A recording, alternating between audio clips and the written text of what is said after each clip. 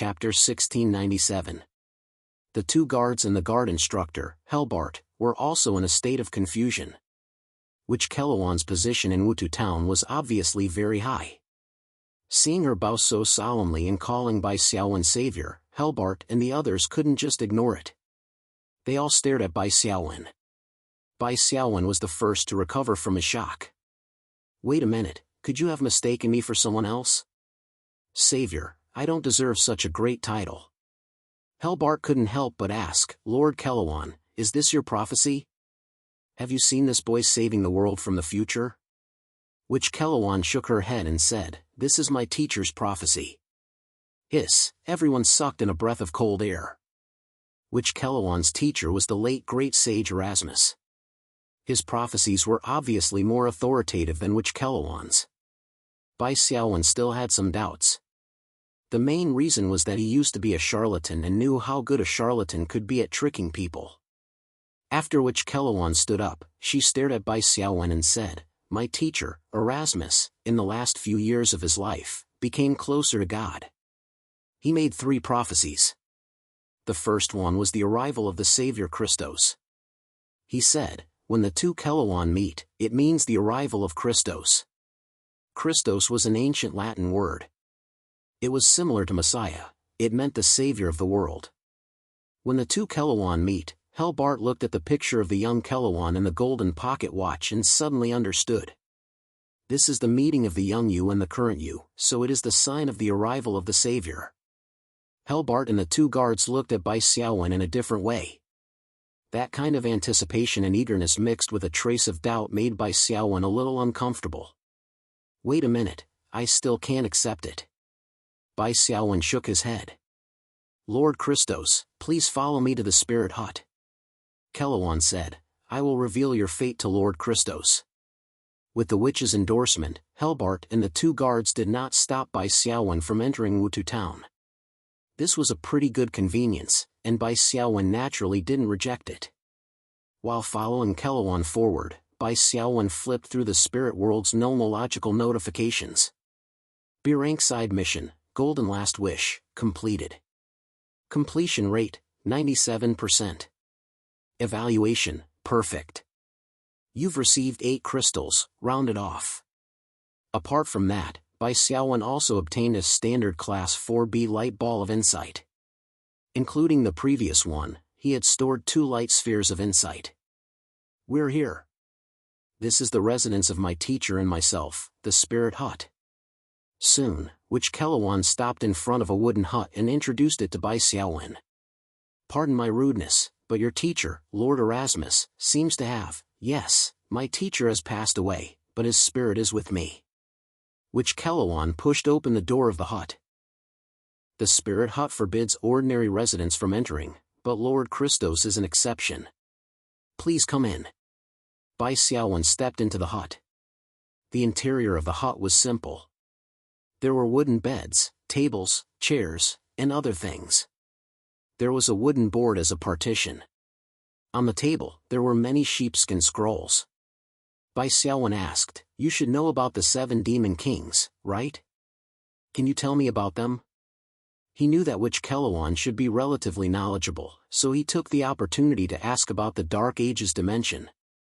Witch Kelluan nodded. "Yes. Please wait a moment. I will explain to you the organization of the demons when I have the chance. But before that, I need to follow my teacher's last wish and reveal your fate to Lord Christos."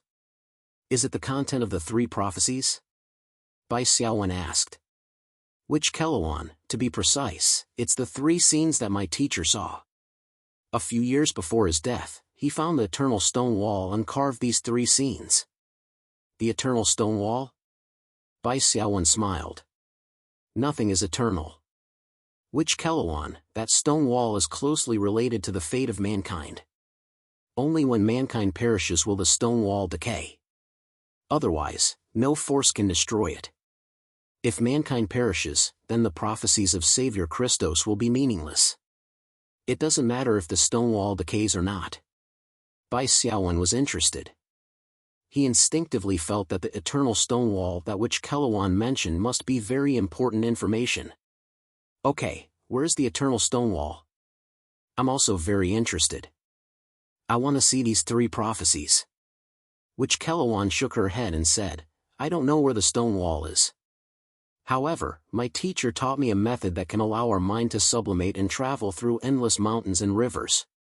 We can see the stone wall and understand the prophecies. Bai Xiaowen, what method? Which Kelowon said, the incense ritual. She laboriously pushed over an iron stand with an extinguished charcoal brazier on it. Lord Christos, are you ready to witness your fate? Which Kelowon asked seriously. Yes. Bai Xiaowen nodded slightly. Then, under which Kelowon's command, Bai Xiaowen sat cross-legged and entered a meditative state. Which Kelowon inserted 3 sticks of incense into the brazier. Then she also sat down opposite Bai Xiaowen. The aroma rose in spirals. Bai Xiaowen felt as if there was a gentle hand that slowly pulled his mind out of his body. This feeling was very novel. Originally, it was Bai Xiaowen who took the initiative to explore the outside world with his mind, but now it was passive. Bai Xiaowen could confirm that this method was safe, so he didn't resist and let his mind explore. Whoosh! Whoosh! Whoosh! In an instant, Bai Xiaowen's mind was pulled by the gentle hand and extended infinitely, crossing mountains and rivers and countless black lands. Finally, it stopped in front of a steep mountain and floated motionlessly. Which Kelowon's voice sounded, We're here, Lord Christos. Please look at the first image on the stone wall, the descent of the Savior Christos. This voice was a bit special. It sounded from the bottom of his heart and wasn't affected by his hearing. With this voice, Bai Xiaowen's mind was pulled and turned to a stone wall. There were carvings on the stone wall. A tall figure stood there with lines that symbolized light behind him. In front of the tall figure, there were 2 female busts that crossed each other. Bai Xiaowen was silent. Which Kelowon said again, Please look at the second image on the stone wall, the great cause of the Savior Christos. Chapter 1698. The carvings in the second picture were obviously much grander than the first picture. In the background were countless corpses of demons and undead. Half of the mural was occupied by a huge double-horned dragon, and a human holding a sword pierced through the dragon's head. In Bai Xiaowen's eyes, these 2 stone carvings could be considered works of art. Bai Xiaowen's spiritual sense asked, In the prophecy, the human holding the sword is me? Which Kelowon, yes. Bai Xiaowen denied, You're wrong, I don't use a sword. I'm a spellcaster. Which Kelowon explained, Lord Christos, don't misunderstand. The hero holding the sword in the picture is just a symbol of the Savior Christos. Just like the 2 identical female carvings in the first picture, according to the facts, it should be a statue of an adult woman and a statue of a young girl, but the prophecy always has some vague symbolic meaning. Bai Xiaowen quickly understood and said, Then, the double-horned dragon in the second picture is also a symbol. Which Kelowon, yes, this double-horned dragon symbolizes the source of darkness that shrouds this continent, one of the 3 strongest demon kings, Silver King Isman. Although the prophecy is vague, one thing is certain, in the future, you will kill Silver King Isman and achieve the great cause of the Savior. Bai Xiaowen didn't comment, but said, What about the last prophecy? Which Kelowon, I'm sorry, Lord Christos. My teacher, Erasmus, has used up the rest of his life to leave the first 2 prophecy carvings on the wall of eternity. Sick and suffering, he no longer has the ability to complete the last prophecy. The incense ceremony ended. Bai Xiaowen suddenly felt his spiritual sense quickly withdraw, crossing an endless distance in an instant and returning to the mental hut. What's the content of the last prophecy? Bai Xiaowen asked. Just because there was no image didn't mean there was no text. Which Kelowon said, I only know that the last prophecy is called the final destination of Savior Christos. My final destination? Bai Xiaowen smiled. Of course, he wanted to return to his territory. He would return the same way he had come. Upon hearing Bai Xiaowen's words, which Kelowon smiled in relief. You've finally acknowledged your identity, Lord Christos. Yes. At this point, Bai Xiaowen actually believed in Erasmus's prophecy. There must be a reason for it. The reason was simple. Bai Xiaowen had already discovered something in the process of killing the demonized hunters. The Grim Reaper's visage could absorb the souls of the demons he killed. In other words, in front of Bai Xiaowen, the demons could not be reborn. That alone was enough for him to be called a savior. Needless to say, Bai Xiaowen and his 3 heavenly kings, Wrathclaw and Shaiji, were all very powerful. Bai Xiaowen did not doubt his own ability. He was sure that he could achieve the great cause mentioned in the prophecy. The prophecy of the Dark Age dimension was indeed quite capable to be able to predict to this extent. Alright, I'll stop pretending. I'll lay all my cards on the table. I come from another dimension. I do have the ability to completely destroy the demons. Perhaps Erasmus's prophecy is correct, Bai Xiaowen said. But, how can the humans here help me? You can't expect me to kill the Silver King alone. I'm not a god. Kelluan said softly, the spiritual hut and I will fully support your cause. The spiritual hut? Bai Xiaowen looked around the spiritual hut. There was no one else here other than Kelluan. Just you? Forgive me for being blunt, but your strength seems to be very average. Bai Xiaowen could see that although Kelluan's spiritual aura was quite strong and was at the level of a high-order leader, her physical attributes were very poor. For example, her constitution was only 57 points. For ordinary people, 57 points of constitution was definitely superhuman. But for high-order evolver leaders, it was far from enough. This was because using spiritual power in battle required a strong physical burden. Therefore, every time Bai Xiaowen leveled up, his physical attributes increased a lot. This was also the body tempering effect brought about by the increase in spiritual power. For a high-order leader, 57 points of constitution was basically equivalent to a level 3 cripple. Kelluan would find it difficult to deal with a real battle. Even if she learned offensive spells, she would only be able to use a few large-scale spells before her meridians would be damaged. In more serious cases, her body would even collapse. Which Kelluan said, I can provide you with the necessary information about the demon camp through the divination ball. Bai Xiaowen shook his head. Information is important, but it's of no practical help. Which Kelluan stood up. No matter what you want, for the sake of saving this continent, I can satisfy it, including myself. As she spoke, Which Kelluan took off her black robe, revealing a linen shirt underneath. She calmly took off her robe and grabbed the hem of her shirt, revealing a sickly pale waist. Stop. Bai Xiaowen stopped her and said with a frown, I don't need you to offer yourself. I'm not interested in you. Which Kelluan's expression didn't change. When she heard Bai Xiaowen say that she didn't need it, she put down her shirt and put on her black robe again.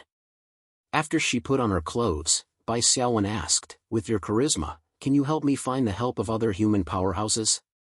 Which Kelluan shook her head. I'm afraid it'll be difficult, Lord Christos. If it's my teacher, he should be able to do it, but I don't have such connections yet. Others don't trust me as much as they do my teacher. Even if I tell them about my teacher's prophecy, those human powerhouses will still be skeptical and may not be willing to follow you. Bai Xiaowen narrowed his eyes and said, in other words, I need to achieve a certain level of success and have enough prestige. Which Kelluan nodded. Bai Xiaowen had already realized the role of Which Kelluan and the 3 prophecies. They were a banner for him to unite the human powerhouses in the Dark Age. The identity of the savior was like the imperial seal of a country. When Bai Xiaowen was unknown, it didn't have any use. On the contrary, it would attract trouble.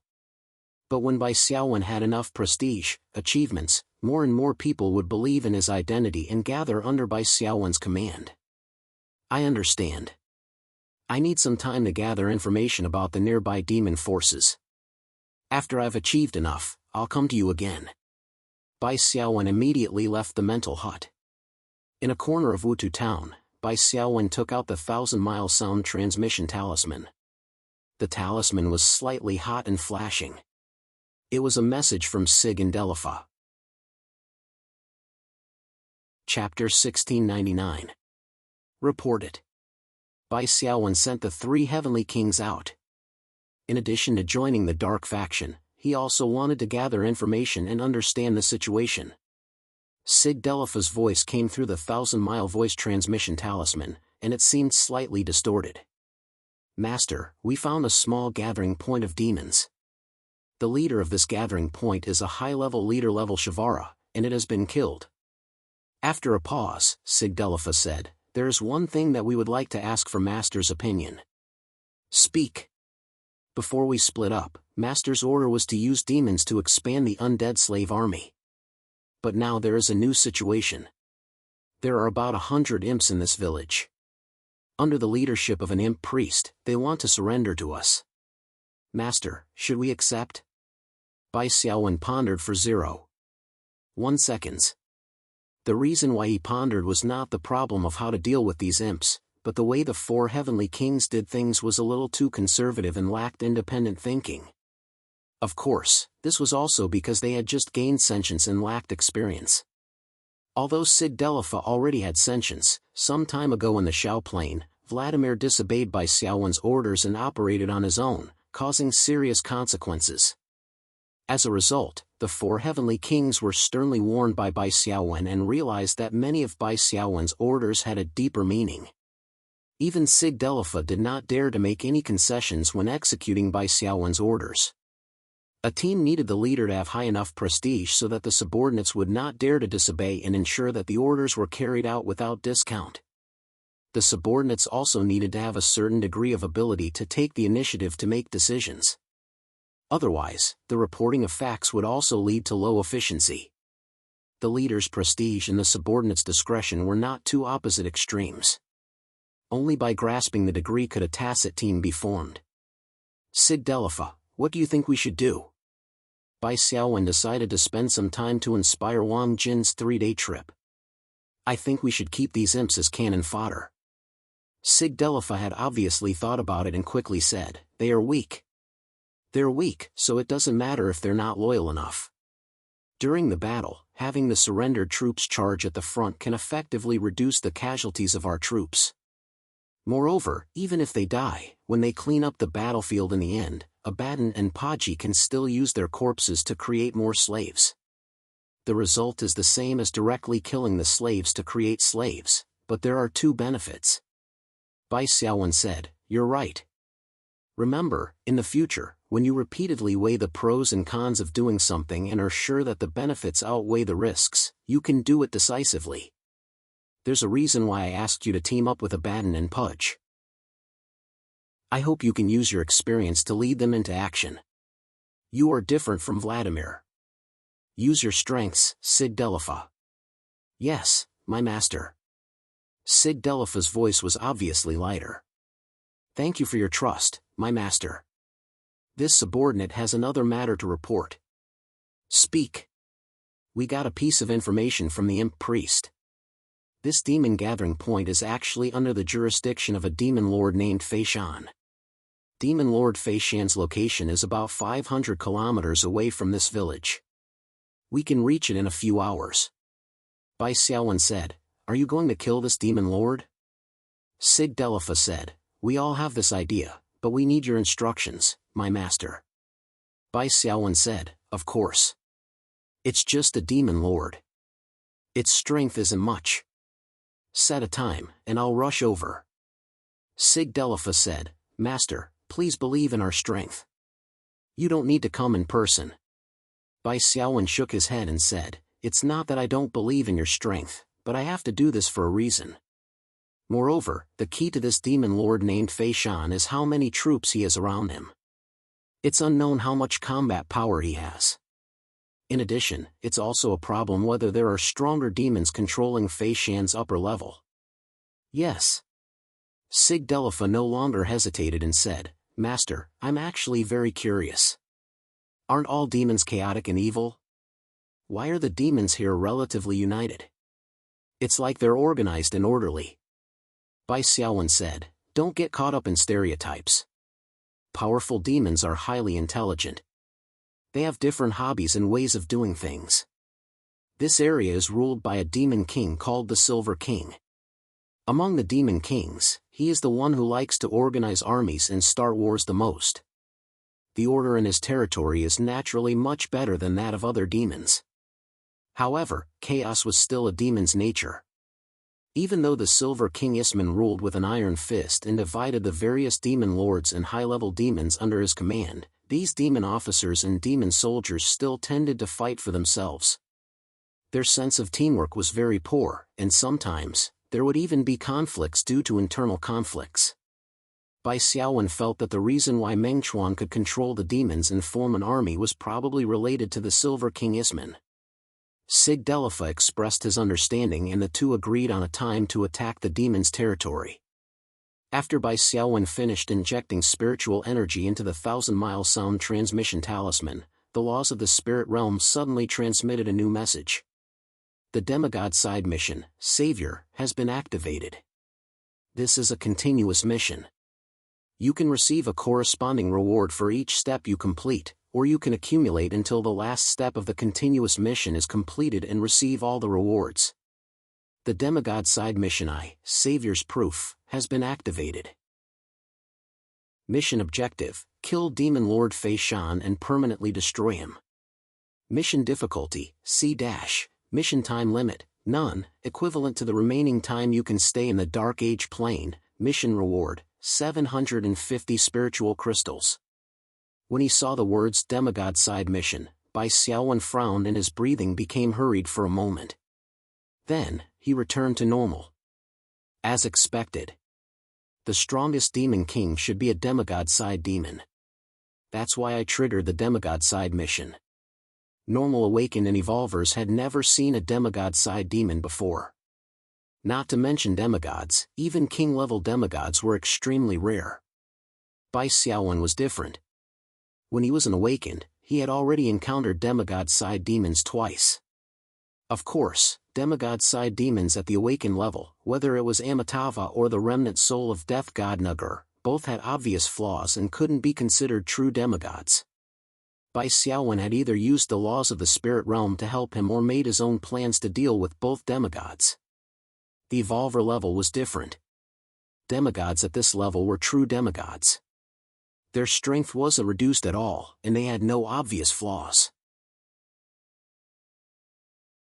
Chapter 1700. On the dinosaur planet, Bai Xiaowen had encountered the first god's descendant in the evolver stage, Atli Lan Thor. The latter's overwhelming strength had left a deep impression on Bai Xiaowen. The reason he was able to escape from Atli Lan Thor was thanks to Bai Xiaowen's Godslayer passive, which allowed him to ignore the rank suppression of God's descendant. Even so, Bai Xiaowen's escape had been quite thrilling. Thinking of encountering a God's descendant in the Dark Age dimension. Even with Bai Xiaowen's courage, he still felt his scalp tingle. Fortunately, this was a continuous mission, so he probably wouldn't encounter Silver King Isman at the beginning. Instead, he would deal with his subordinates first. There was also good news. Bai Xiaowen would complete the first few steps of the continuous mission, such as killing the Demon Lord, and so on. They would all be considered as God's Descendant level side missions, and he would receive a God's Descendant level light ball of enlightenment. Although the difficulty rating would drop, DSSS rating here. Because it was listed as a God's Descendant level side mission, the letter rating would drop. No matter how bad the God's Descendant level light ball was, it wouldn't be worse than the Lord's light ball. Its effect was very likely to be on par with the epic level light ball of enlightenment. Even if he reached the last step and realized that he couldn't kill Silver King Isman, Bai Xiaowen could still give up on the subsequent side missions and leave. The rewards from the previous missions wouldn't disappear either. Therefore, there was no reason to give up on this continuous mission, Savior. At least, he definitely couldn't give up on the first few steps. It seems that there are two conditions for triggering side missions in the Evolver world. One is a direct request from the natives, and the other is the Evolver's own choice. Aside from the natives' requests, most of the missions were suitable for this. As for the Evolver's own choice, it referred to the Evolver's decision to do something, which could also trigger a side mission. Of course, the Evolver's decision had to have a major impact on the world's progress. For example, the Evolver's decision on what to eat and where to sleep in the afternoon definitely wouldn't trigger a side mission. For example, when Bai Xiaowen decided to kill Temujin, the leader of the enemy faction in the Xiao Plain, the spiritual world's laws determined that the Evolver's action would have a major impact on the Xiao Plain, so it triggered the epic-level mission, Eagle Fall. And this time, Bai Xiaowen decided to kill Demon Lord Fei Shan. Demon Fei Shan might not be important, but he was the proof and beginning of the savior, so it was quite significant. Therefore, it was reasonable for him to trigger a series of missions. It should be noted that Bai Xiaowen was able to trigger the savior mission because he had the Grim Reaper's Visage, a special item that could permanently destroy demons and prevent them from being reborn. It could be seen that the first step of the deity-level side mission was triggered, and the mission requirement was permanent destruction. Other than Bai Xiaowen, 99% of the people could not do it. This was the savior. After making the decision, Bai Xiaowen went to the spirit hut again. Witch Keloan was kneeling in front of a crystal ball, meditating. Bai Xiaowen explained the purpose of his visit, in which Keloan quickly performed a divination, revealing the general situation of Demon Lord Fei Shan's stronghold. What disappointed Bai Xiaowen was that the information provided by the crystal ball was too superficial and could not be used as a detailed basis for storm-type military operations. It could only be used as a reference. Of course, the crystal ball divination was still valuable under certain circumstances, such as detecting the movement of the enemy's reinforcements. Therefore, Witch Keloan's divination still had a certain practical value. After receiving Bai Xiaowen's order, the three heavenly kings led hundreds of undead slaves and more than 100 imps to advance toward Demon Lord Fei Shan's territory. However, what surprised the three heavenly kings was that they did not see any large-scale demon army along the way. There were only a few wandering demons and undead scattered around. From the imp priest who surrendered, the three heavenly kings also found two other demon gathering points around 100 kilometers away, but they were all in vain. The imp priest did not lie. There were traces of demon activities in these two demon gathering points, such as blood totem poles, evil ritual runes, and so on. However, they could not find any trace of the demon army. Sir Abaddon, do you think Demon Lord Fei Shan has found out about our plan in some way? Sigdelifa asked. The soul fire in Abaddon's eye sockets flickered. After thinking carefully, he said, I don't know. Sigdelifa sighed. I don't think it's possible. We are the undead, known as the undead in the Dark Age plane, and belong to the Dark faction. We only destroyed an imp stronghold, so it shouldn't be a big deal to Demon Lord Fei Shan. Not to mention that he doesn't know about this. Even if he is well informed, it's impossible for him to gather all the demon army in his territory and prepare for war with us. Abaddon, makes sense. Pudge, Sigdelifa said, my detection ability is stronger, so I'll fly over to check the situation first. You march at a normal speed and be careful not to be discovered by the enemy. Abaddon, don't worry, I won't let the enemy discover us. Pudge, kill them all. Sigdelifa unfolded his pale wings and used his spiritual sense to cover his spiritual power fluctuations, flying forward. Bai Xiaowen was traveling alone, so he was much faster than the army of the three heavenly kings. Along the way, Bai Xiaowen also found something strange. This was because he passed by a place that was supposed to be a demon gathering point, but he did not see any trace of a demon.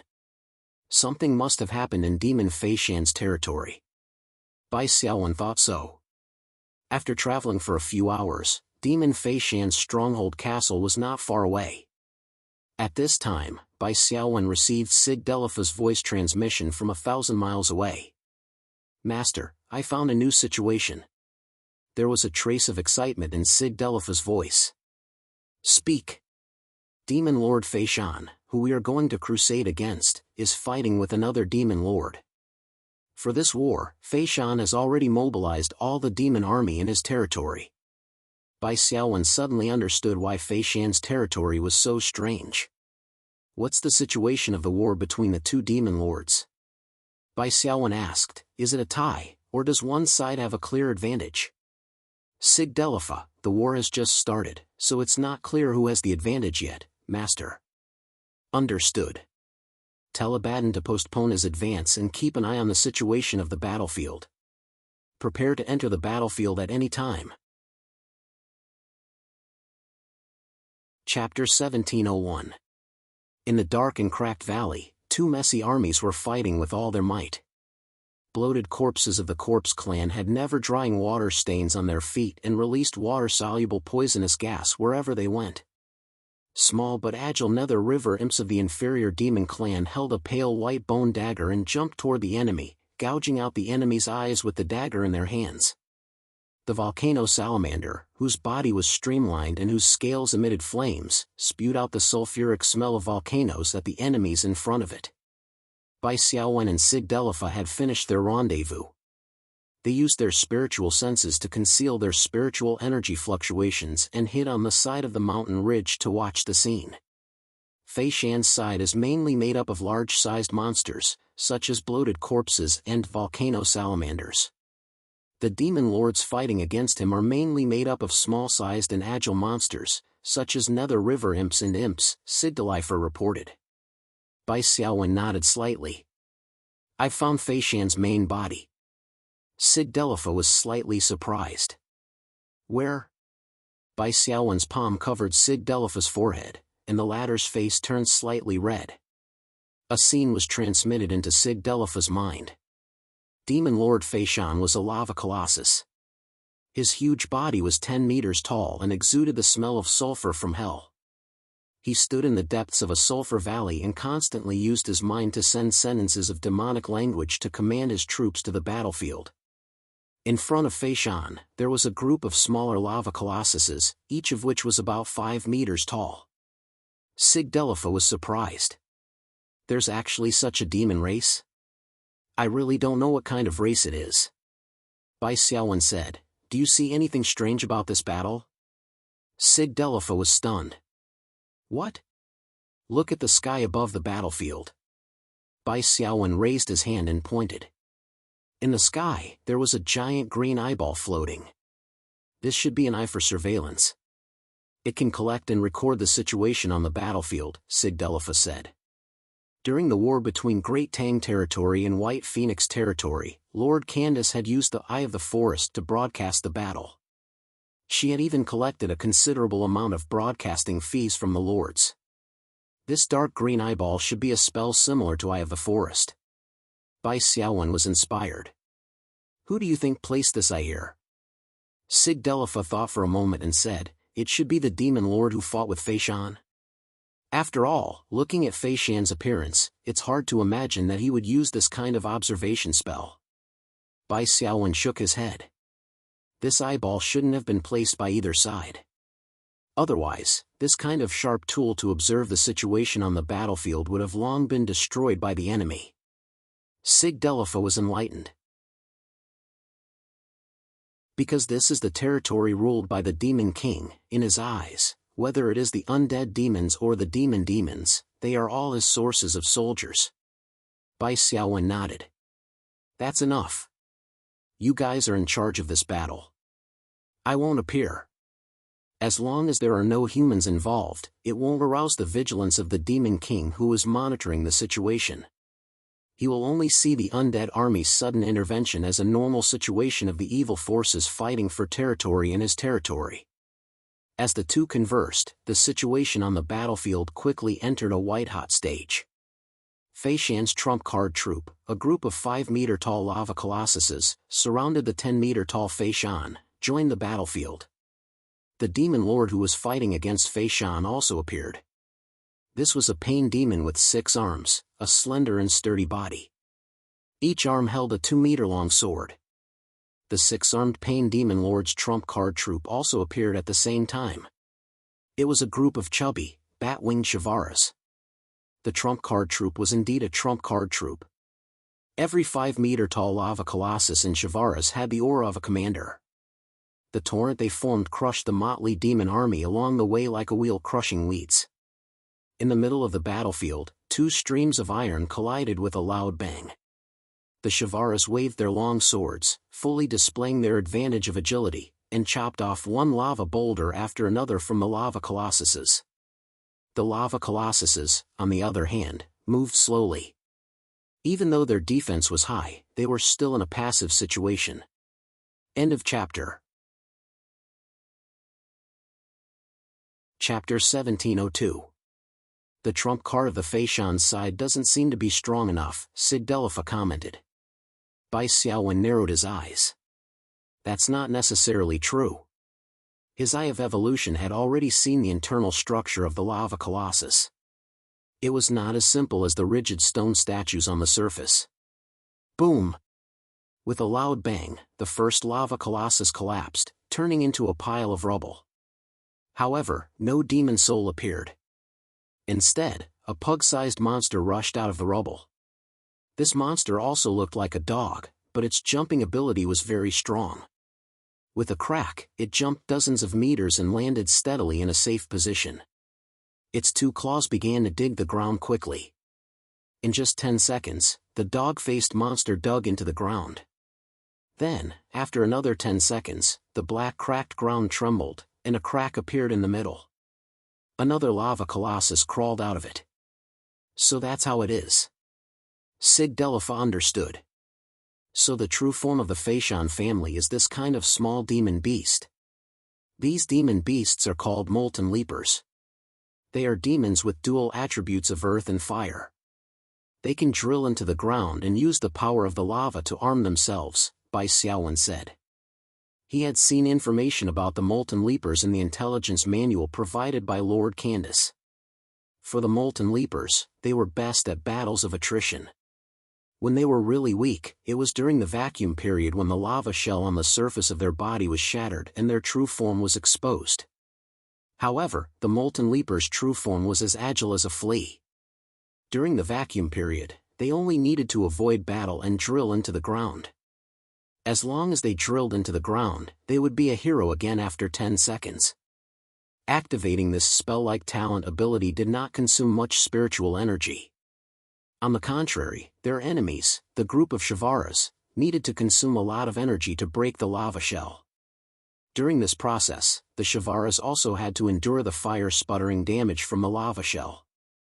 Although the Shavaras had strong offensive abilities, they still could not withstand the endless lava shell of the molten leapers. They also could not ignore the lava shell because the lava itself had the smell of sulfur, which would form a passive AoE effect of fire sputtering, similar to Fatty's decay. The demon lord on the opposite side, the six-armed pain demon, could no longer sit still. Its 3-meter-tall body suddenly stood up and flew into the battlefield. Clang! A dazzling saber rainbow cut through the battlefield like a whirlwind. Bearing the brunt of the attack, the lava shells of the two lava leapers shattered like tofu. The two molten leapers planned to use the same trick and jump to a safe area, but the six-armed pain demon overlord's saber aura was like a spinning wheel that did not stop. The powerful wind pressure directly sucked the molten leapers' bodies into the saber net. Blood splattered everywhere. The weakness of the two molten leapers was finally exposed. They didn't even last a second before they were chopped into mincemeat. Bai Xiaowen stood up the moment the six-armed pain fiend overlord entered the arena. You can do it now. Go find Abaddon and Pudge immediately and lead the undead servants to the battlefield. The fact that the Lord had personally entered the battlefield meant that the war had reached its climax. Feishan's side obviously couldn't sit back and watch the situation collapse. As the Lord, Feishan was bound to join the battle. After the climax, it was the endgame.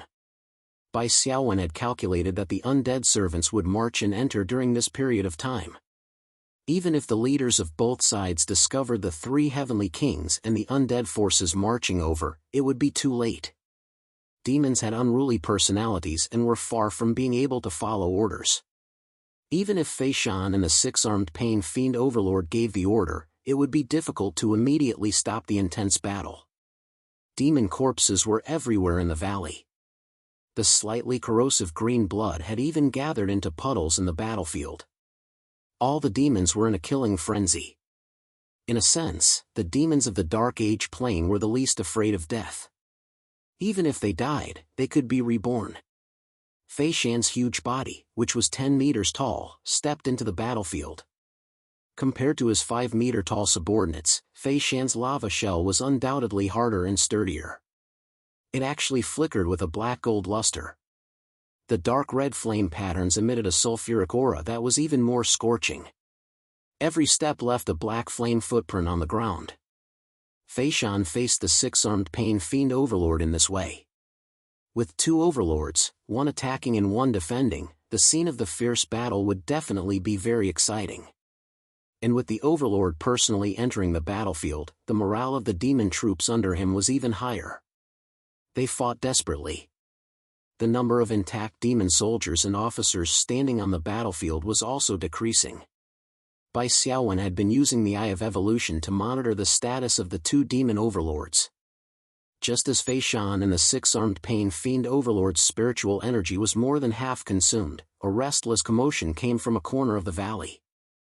Groups of Bone Race soldiers stepped into the battlefield. Behind the hundreds of Bone Race soldiers were the elite stitched monsters. In the shadows of their bloated bodies, there were also ghosts lurking. The 3 heavenly kings led the undead army and entered the battlefield with the subdued imps as the vanguard. Although these imps were weak, they were actually not afraid of death. Just like the players in online games, level 1 newbies still dared to show their health bars to a question mark level boss. So what if I die? Do you think I haven't died before? The reason this imp army submitted to the 3 heavenly kings was not that they were afraid of death, but that they thought the 3 heavenly kings were stronger and would have more face following them. It was their nature to follow the strong. After them, the 3 heavenly kings appeared. According to Bai Xiaowen's instructions, the 3 heavenly kings first launched an attack on the demon forces under Fei Shan's command instead of attacking both sides at the same time. Fei Shan was startled and then angrily shouted, "Jeff! You actually found helpers?" The 6-armed Pain Fiend Overlord on the opposite side was called Jeff. He was actually quite confused, but seeing this new undead army helping him, he didn't know what was going on and didn't know how to respond. Then, the 3 heavenly kings entered the battlefield. They revealed their true forms without any disguise. 3 overlord-level auras emerged and surrounded Fei Shan. When Fei Shan saw the 3 new undead overlords, his pupils shrank. Although the auras of the 3 were a bit weak, the 3 heavenly kings were level 15, while Fei Shan and Jeff were level 17, they were still overlords. Even if Fei Shan had abundant spiritual energy, it would be difficult to win against their combined power, let alone now that he had consumed more than half of his spiritual energy. "Who are you? Whatever benefits Jeff gave you, I can also give you," Fei Shan shouted. When Jeff heard this, he couldn't remain calm and swung his 6 blades. The Sig Delifer remembered Bai Xiaowen's instructions and didn't speak nonsense. After killing the 2 lava leapers, he directly rushed in front of Fei Shan and beat him up. Chapter 1703. Fei Shan's lava shell was already covered in cracks from the 6-armed Pain Demon Lord Jeff's attacks. After being beaten up by the 3 heavenly kings, it immediately exploded. Fei Shan's main body appeared.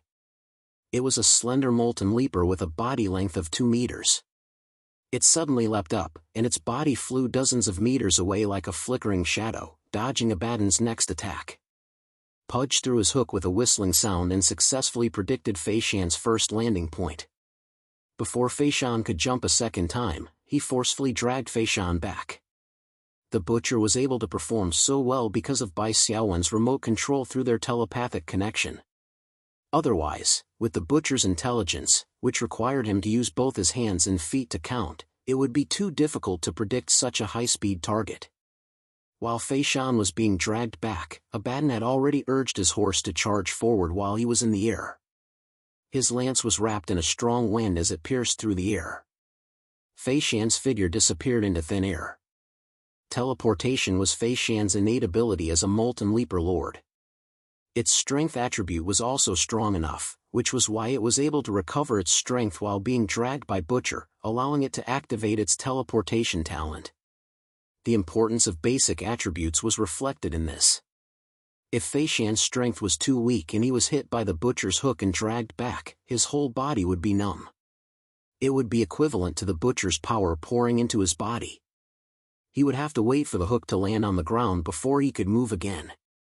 If that was the case, he would definitely be hit by a baton. However, teleportation was very strong, but the distance was limited. In the next second, Fei Shan appeared 300 meters away. For an agility-type Evolver Lord, this distance was within the range of a breath's time. Delpha Sig flapped its pale wings and pounced towards Fei Shan. Fei Shan sneered disdainfully and used teleportation again.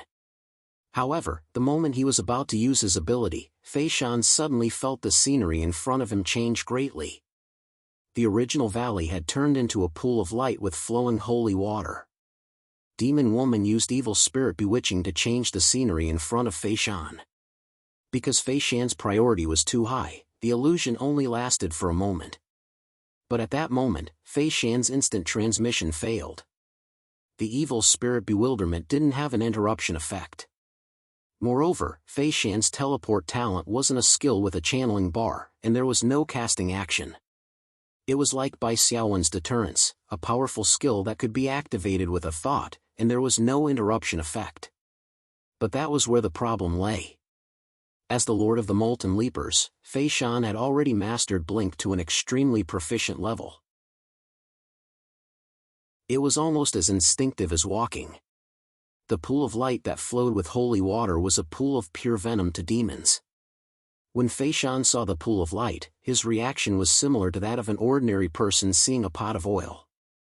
Instinctively, he cancelled his teleportation. If Fei Shan's instant transmission was not as good, he would not be able to send and receive it with his heart. Even if he saw the illusion, he would not be able to cancel the instant transmission and would not be affected. At that moment, Sig Delpha had already rushed over. With the help of the impact, a spiritual spear was thrown out and pierced through Fei Shan's head, nailing him to the ground. While Fei Shan was nailed to the ground, Sig Delpha also rushed in front of Fei Shan.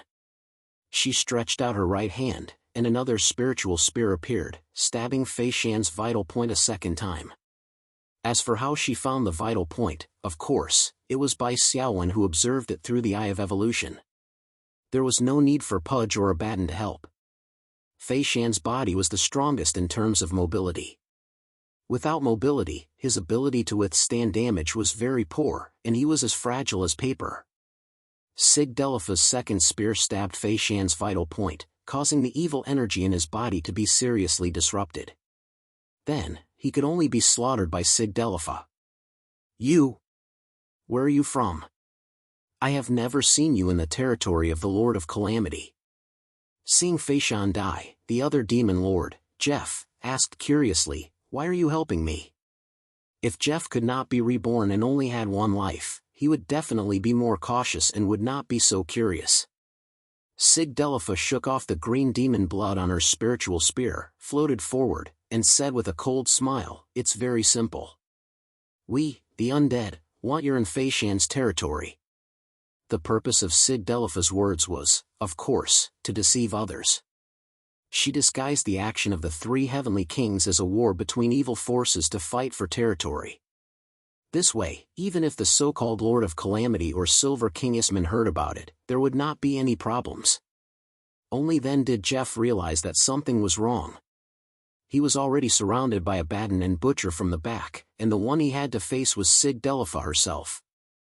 Jeff, who had woken up, of course was not willing to wait for death. He launched a fierce counterattack. However, more than half of his spiritual energy had been used up by Fei Shan.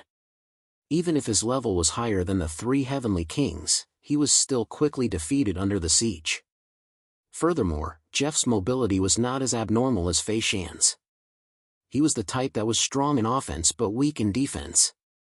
After the Butcher Pachi withstood his burst of power, he was at his limit.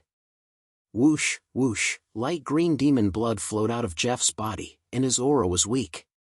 He stared at the three heavenly kings and said fiercely, "I will remember you, undead. Just you wait, I'll be back in less than a year." A strange smile appeared on Sig Delpha's face. In reality, Jeff did not have the chance to come back. Feeling the sharp blade enter his body, Jeff could feel the last trace of his life force being emptied. His soul left his body and was about to enter the domain of the demon god, rebuilding his demon body in the chaos. However, something unexpected happened.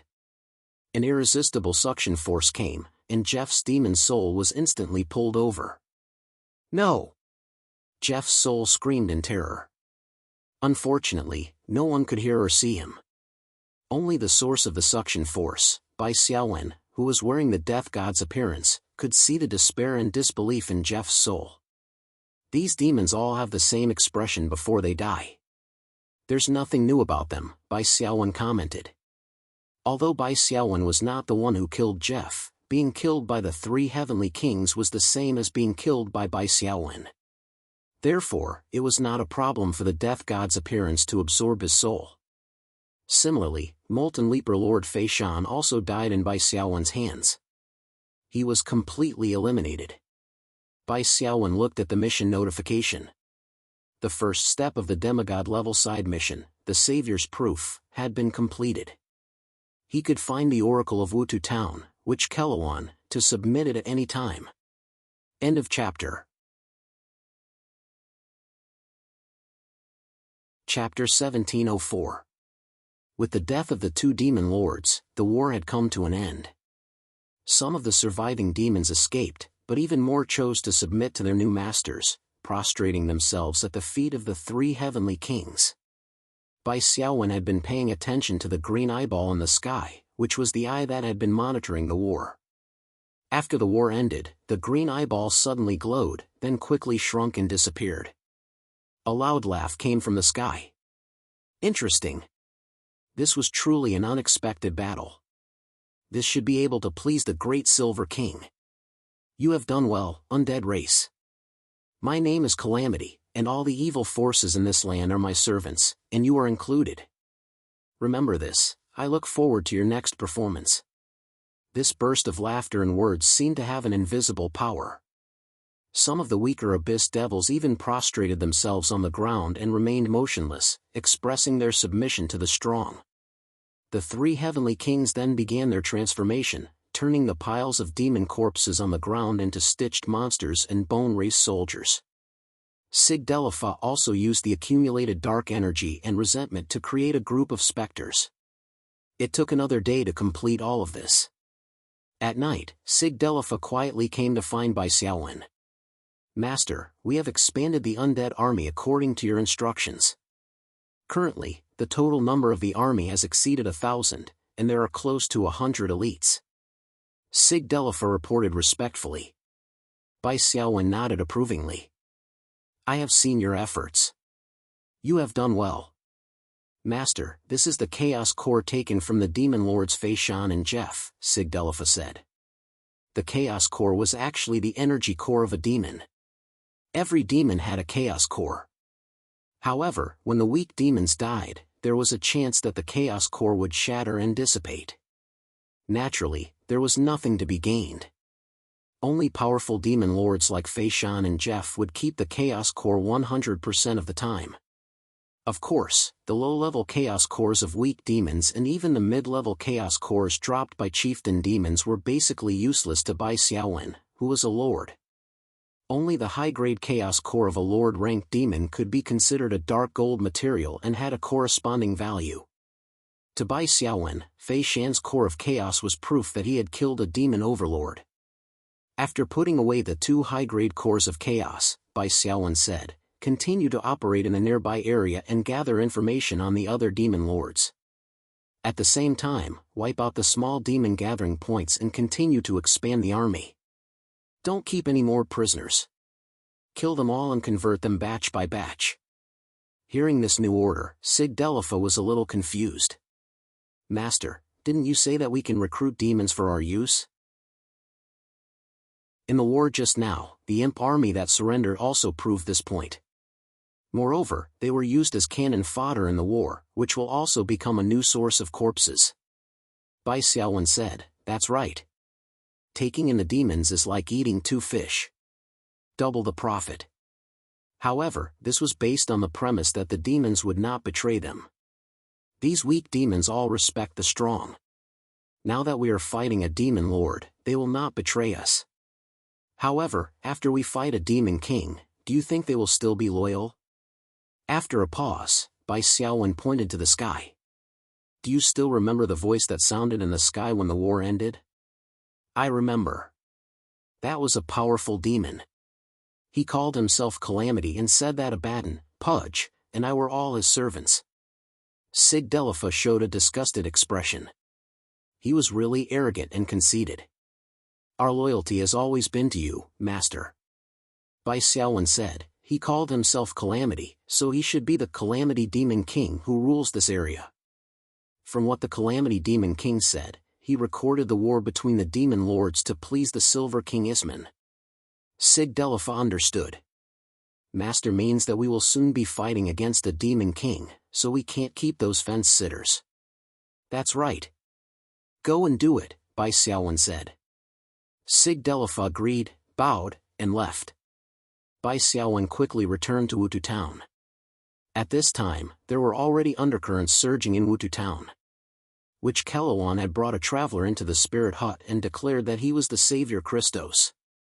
This news had already been spread by 2 loudmouth guards throughout the town.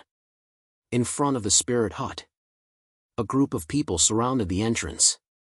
Ridiculous prophecy. Chase away that outsider. Outsiders will anger the ancient gods. Bring destruction to Wutu town. Of course, only a few dozen people were shouting these slogans with their arms outstretched. Most of the other people of Wutu town were onlookers. They did not have a clear preference. The wooden door of the spirit hut was tightly shut.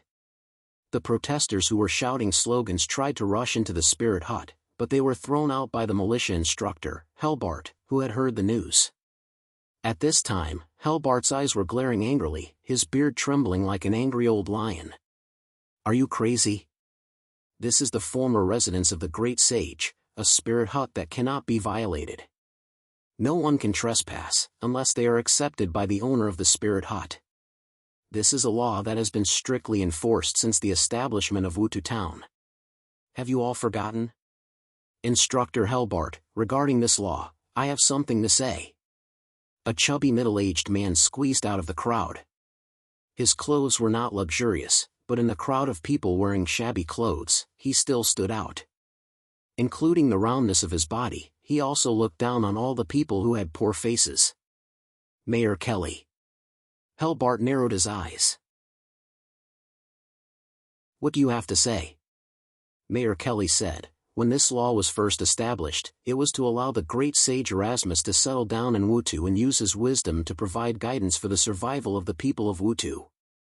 However, the great sage Erasmus did not contribute anything to Wutu. Moreover, the great sage has already passed away. There is only one woman left in the spirit hut. If she abides by her duties, I will not make things difficult for her. However, her current actions have already threatened the safety of Wutu. I cannot let this continue. With a creak, the door of the spirit hut opened. Witch Kelluan appeared and said expressionlessly, "You said I threatened Wutu." Mayor Kelly was slightly startled, then said, "Of course. You and your teacher's prophecy about the Savior Christos has already seriously affected the demon's perception of us surviving humans. The reason we can survive now is not because we are strong, but because we are inconspicuous. Do you understand?" Chapter 1705. Mayor Kelly was probably used to giving speeches. He turned to face the hundreds of people and continued his speech. Resistance is hopeless. The strength of us humans cannot be compared to the power of the demons. As long as we don't attract the attention and disgust of the demons, we humans can linger on. With such a huge difference in strength, I don't think any savior can make up for it. Even a true god can't do it. Because there are 3 ancient gods in the demon camp. The prophecy of Erasmus and Kelluan about the Savior Christos is obviously a lie. I don't know their goal, but this lie is a fatal threat to Wutu town. It will easily attract the attention of the demons to Wutu town. Among the hundreds of people, some nodded. Mayor Kelly concluded, "So we must take action." Before our home is destroyed, we must expel the outsider. Expel the so-called savior. We don't need a savior, and we don't believe that he has the ability to save the world. Expel the outsider. Dozens of protesters took the lead and shouted. There were even some radical people who shouted, "Expel the witch Kellowan." Instructor Helbart, the people are waiting for you to make your stand. As the guardian of Wutu Town, you must make your stand clear. Mayor Kelly said. Helbart and a few of the militia were at a loss as to what to do as the protesters were getting closer and closer. The witch Kellowan's expression was still calm, as if all this turbulent tide had nothing to do with her. At this moment, a voice sounded, "Who wants to expel me?" The voice wasn't loud, but it was very clear. Among the noisy crowd, it clearly drilled into everyone's ears, as if someone was whispering into their ears. Everyone immediately turned around. From the direction of the gate, a handsome young man in a white robe walked in. There seemed to be a halo around him, making people not dare to look at him directly. Everyone, including the dozens of protesters, subconsciously shrank back. Even though they wanted to expel Bai Xiaowen and did not believe in the so-called messianic prophecy, these protesters still felt a lot of pressure when facing Bai Xiaowen himself. There was no other reason. Bai Xiaowen was a lord-class powerhouse, and he was half a king-class powerhouse. The difference in grade would unconsciously cause him to exude a sense of pressure, causing those who harbored ill intentions against him to feel flustered and at a loss. Mayor Kelly stepped forward, pointed at Bai Xiaowen, and said, "I said it. But I'm not the only one who wants to expel you. It's the people of Wutu Town who do not welcome you. You've always put yourself in the position of the people. Do you think you can represent all the people?" Bai Xiaowen smiled faintly. "I've heard your speech. Let me repeat. What you said is to give up resistance and be content with the status quo in order to obtain the contempt of the devil and prolong your feeble existence, right?" Mayor Kelly said, "That's right. Do you think there's something wrong?" Bai Xiaowen said, "Then there's no need for these fences, walls, and guards to exist. Didn't you want to give up resistance? What's the point of living together? Take your family and move to the wilderness. The chances of being despised or even ignored by the devil are higher, and your chances of survival should be higher, right?" Mayor Kelly naturally wouldn't be defeated by Bai Xiaowen's few words. He boldly said, "You're misinterpreting my words, young man. What I'm saying is that we have no way of fighting against those highly organized and intelligent high-class demons. It's better to live in a low-key manner and give up on direct confrontation with them. As for the walls and guards, they're there to guard against wandering low-class demons. In other words, you believe that in the face of high-class demons, in order to drag out an ignoble existence, you're willing to become their livestock, right?" Bai Xiaowen said. Mayor Kelly said in a low voice, "Young man, watch your words. These kinds of humiliating words can't shake my resolve. In order to survive, humans should endure humiliation."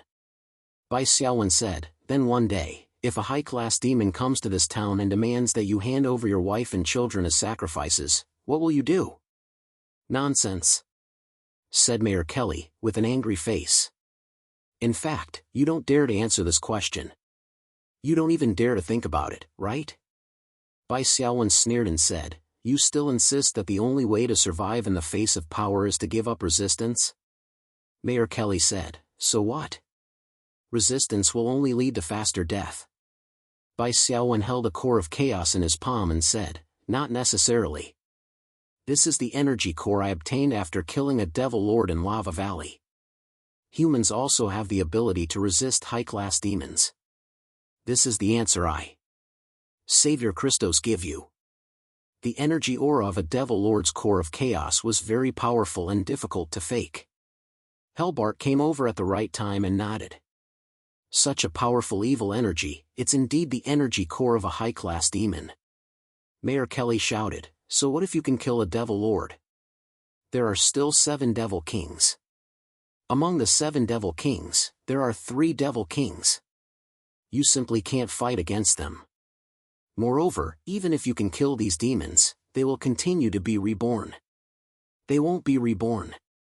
Witch Kelowon suddenly opened her mouth and said calmly, "From this devil core, I can see the despair of the demon before his death. His soul has already been completely destroyed and hasn't returned to the domain of the demon god." "You're lying." Mayor Kelly didn't believe her. Witch Kelowon said, "Whether you believe it or not, this is the power of Savior Christos. It's also a part of my teacher's prophecy." Bai Xiaowen also received a notification that the first step of the continuous mission had been submitted. The completion rate was 108%. Clearly, this was because Bai Xiaowen didn't only kill Fei Shan, but also destroyed all the demon army under his command.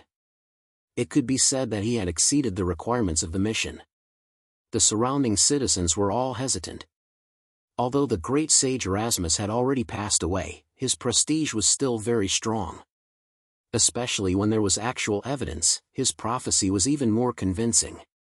Should they believe in the Savior and the prophecy? "I don't believe in this absurd prophecy, and I don't recognize you as Christos," Mayor Kelly said and turned to leave. "Outsider, leave you two as soon as possible and save the world somewhere else." A group of protesters hesitantly followed Mayor Kelly and left. The rest of the onlookers also dispersed. Only Helbart and a group of militia stayed in front of the spirit hut. "I have to say, you've changed my opinion. The militia of U2 is willing to help you. But we can't be far from U2, so we can't provide much help," Helbart said. "You believe in me?" Bai Xiaowen was a little surprised. Helbart looked at the core of chaos in Bai Xiaowen's hand and slowly said, "I believe in Witch Kelowon. You really do have the ability to completely destroy the demons."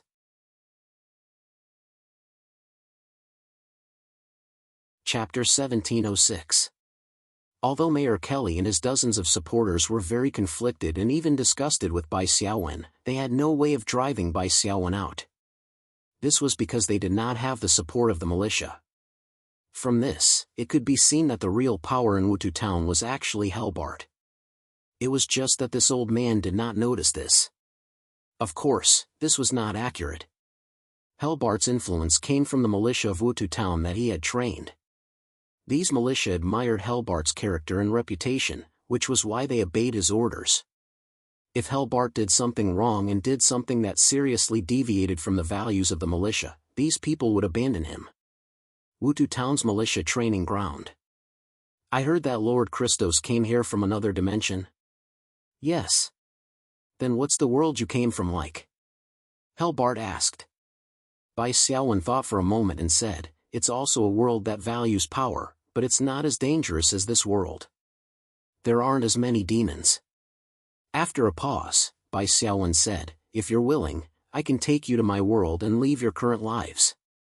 Helbart shook his head and said, "No. There have been outsiders from other worlds who have tried before, but they all failed. It's said that because of our special constitution, we can't pass through the barrier of the plane world." "There's such a thing?" Bai Xiaowen's eyes narrowed slightly. "Can you let me try? I need you to be willing to join me." In fact, Helbart wasn't very sure. He said, "I'm old and have lived here my whole life. Even if I die, I want to die in Wutu town. I don't want to leave. Ask a few of them if they want to go. They can help you with this experiment."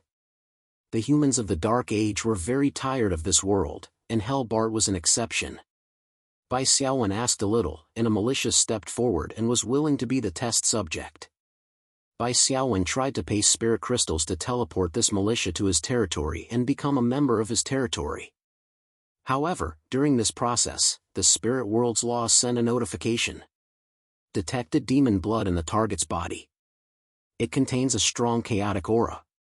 You need to pay an additional 500 spirit crystals to remove the chaotic aura in the target's body to complete the recruitment.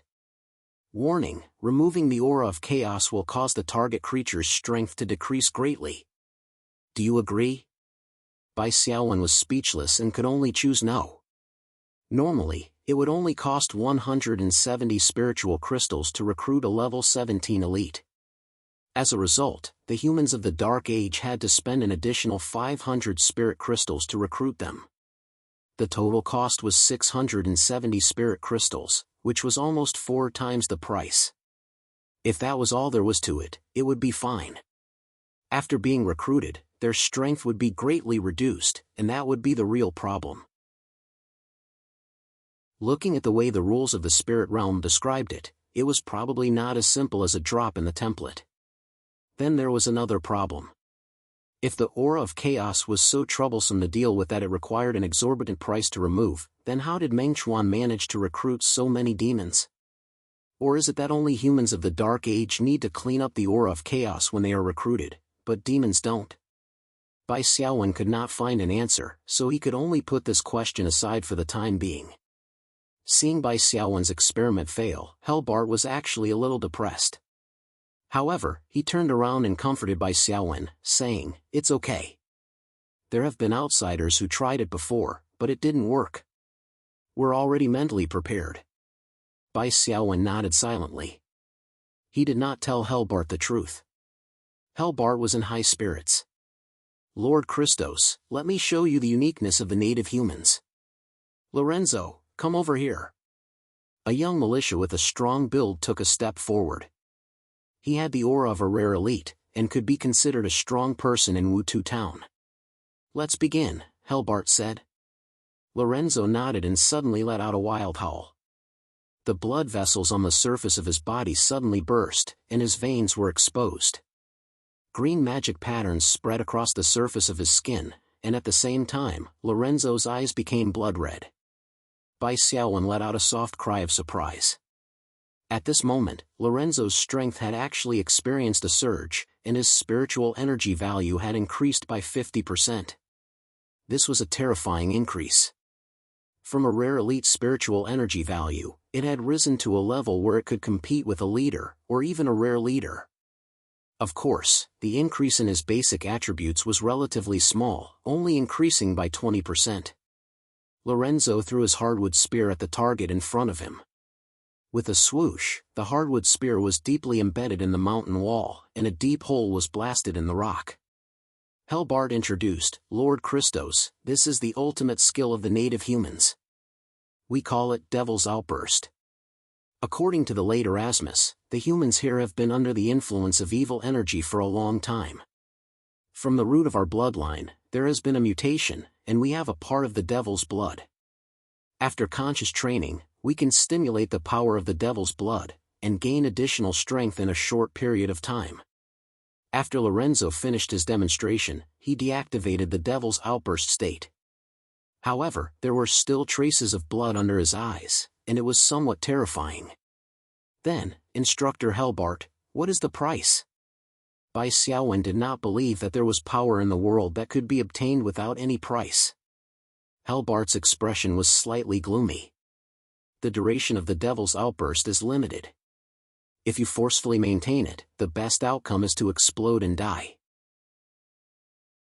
The truly terrifying thing is to be completely corroded by the devil's blood and become a fallen one. For example. At this point, Helbart glanced at Witch Kelluan, who had been silent all this while. Bai Xiaowen understood and did not continue. Instead, it was Witch Kelluan who said frankly, "For example, my father, Captain Eben Frevel." Helbart sighed. Witch Kelluan turned to Bai Xiaowen. "Lord Christos, you have already shown us your ability by killing the Devil Lord. Next, we request for you to lend us a helping hand and help us kill the Calamity Demon King entrenched here and remove the blockade he set up." Hearing Kelluan's first few sentences, Bai Xiaowen already felt that something was wrong. As expected, the conversation jumped to Calamity Demon King. A prompt from the spiritual realm's laws came at the right time. Step 2 of the Demigod Continuous Side Mission, the End of Calamity, activated. Mission objective, completely eliminate the Calamity Demon King. Mission difficulty, B. Mission duration, none, equivalent to the remaining time you stay in the Dark Age plane. Mission reward, 2,000 spiritual crystals. Do you accept?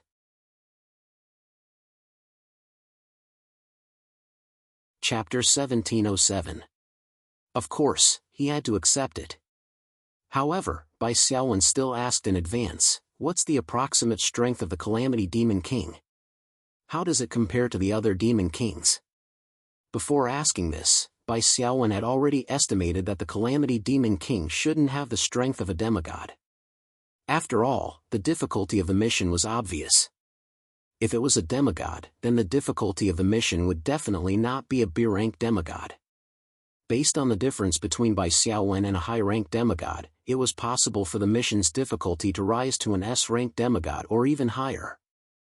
Therefore, Bai Xiaowen estimated that the Calamity Demon King was a high-rank demigod. Which Kelluan said, "My teacher once told me that the strength of the 7 known demon kings is actually not balanced. There are also ranks among them. However, in the eyes of us humans, we can't see the difference in strength between them, so we collectively call them demon kings." Herba nodded. Indeed, it's hard for an ant to judge whether a lion or a hyena is stronger because it's all the same to it. Which Kelluan continued, among the 7 demon kings, 4 of them were cultivated step by step through acquired cultivation. Their code names resounded throughout the continent. They are called Calamity, Pride, Torment, and Greed. These 4 demon kings were called Lesser Demon Kings by my teacher. Among them, the Calamity Demon King, Typhast, is our first target. Bai Xiaowen nodded slightly. The other 3 are the so-called 3 strongest demon kings, right? Lesser demon kings were definitely different from strongest demon kings. Which Kelluan nodded, revealing a rare hint of uneasiness. Yes. My teacher told me that the 3 strongest demon kings are powerful demons born from birth. They are fundamentally different from the 4 lesser demon kings. You should already know their names, but please allow me to reintroduce their abilities, hobbies, and areas of influence to you. The 3 supreme demon kings were respectively, the Silver King, Isman, ruled the Western Dark Continent. He was the strongest demon king who loved war the most. There was a very terrifying fact: among the 4 lesser demon kings, 3 were subordinates of the Silver King, Isman. Among them was the Calamity Fiend King Typhoust.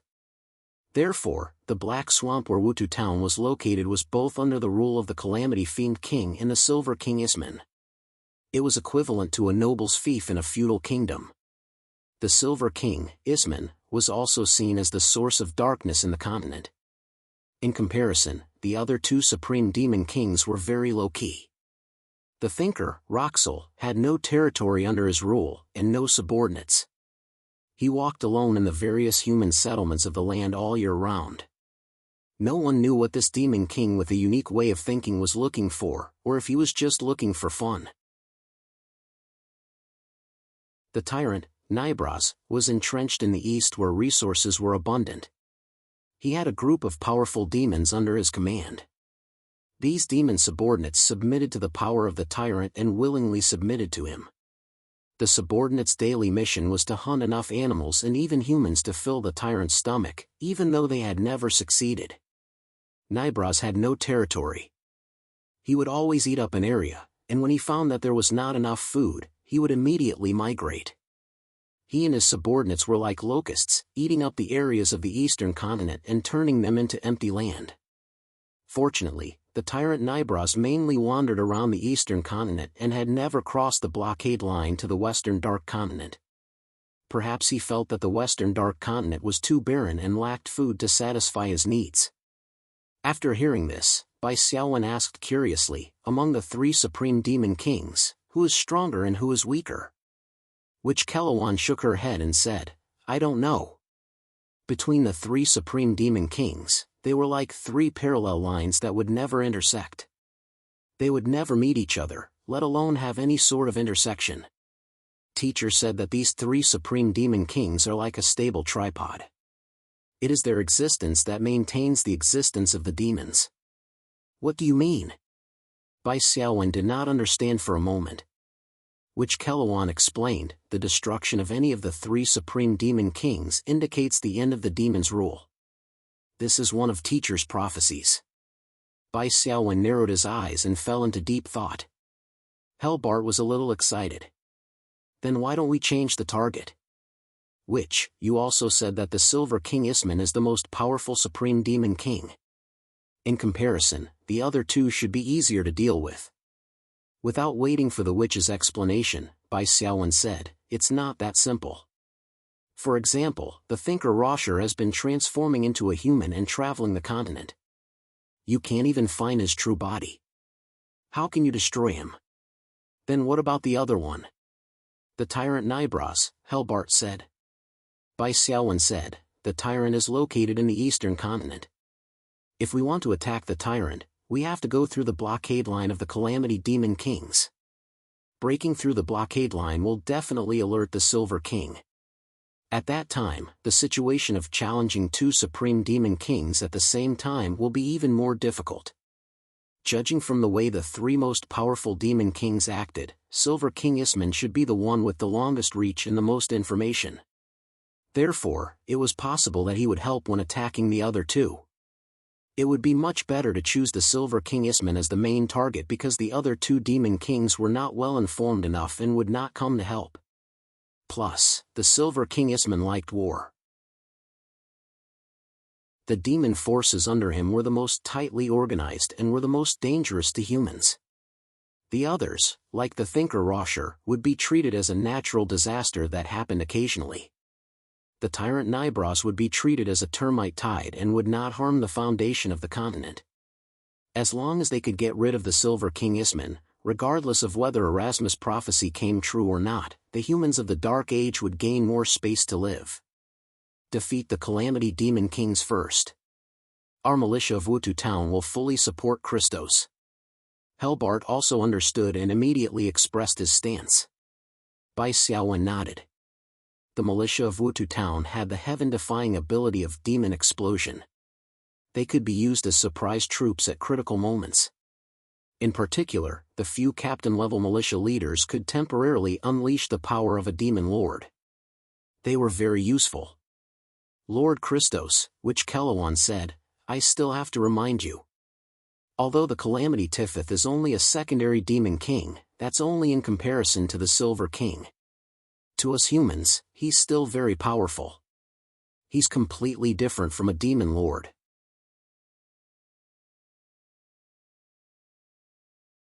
Chapter 1708. I have evolution request leave. Please wait for a moment. After the content is updated, please refresh the page to get the latest update. Chapter 1709. Of course, Bai Xiaowen knew how strong the so-called Lesser Demon King, which was a high-tier Demon King, was. In a low to medium difficulty plane, a Demon King could already be the final boss of the plane, such as Black Sky and Temujin in Xiaowei's plane. Back then, in order to assassinate Temujin, Bai Xiaowen tried his best to create a siege situation, and it took a lot of effort to kill Temujin.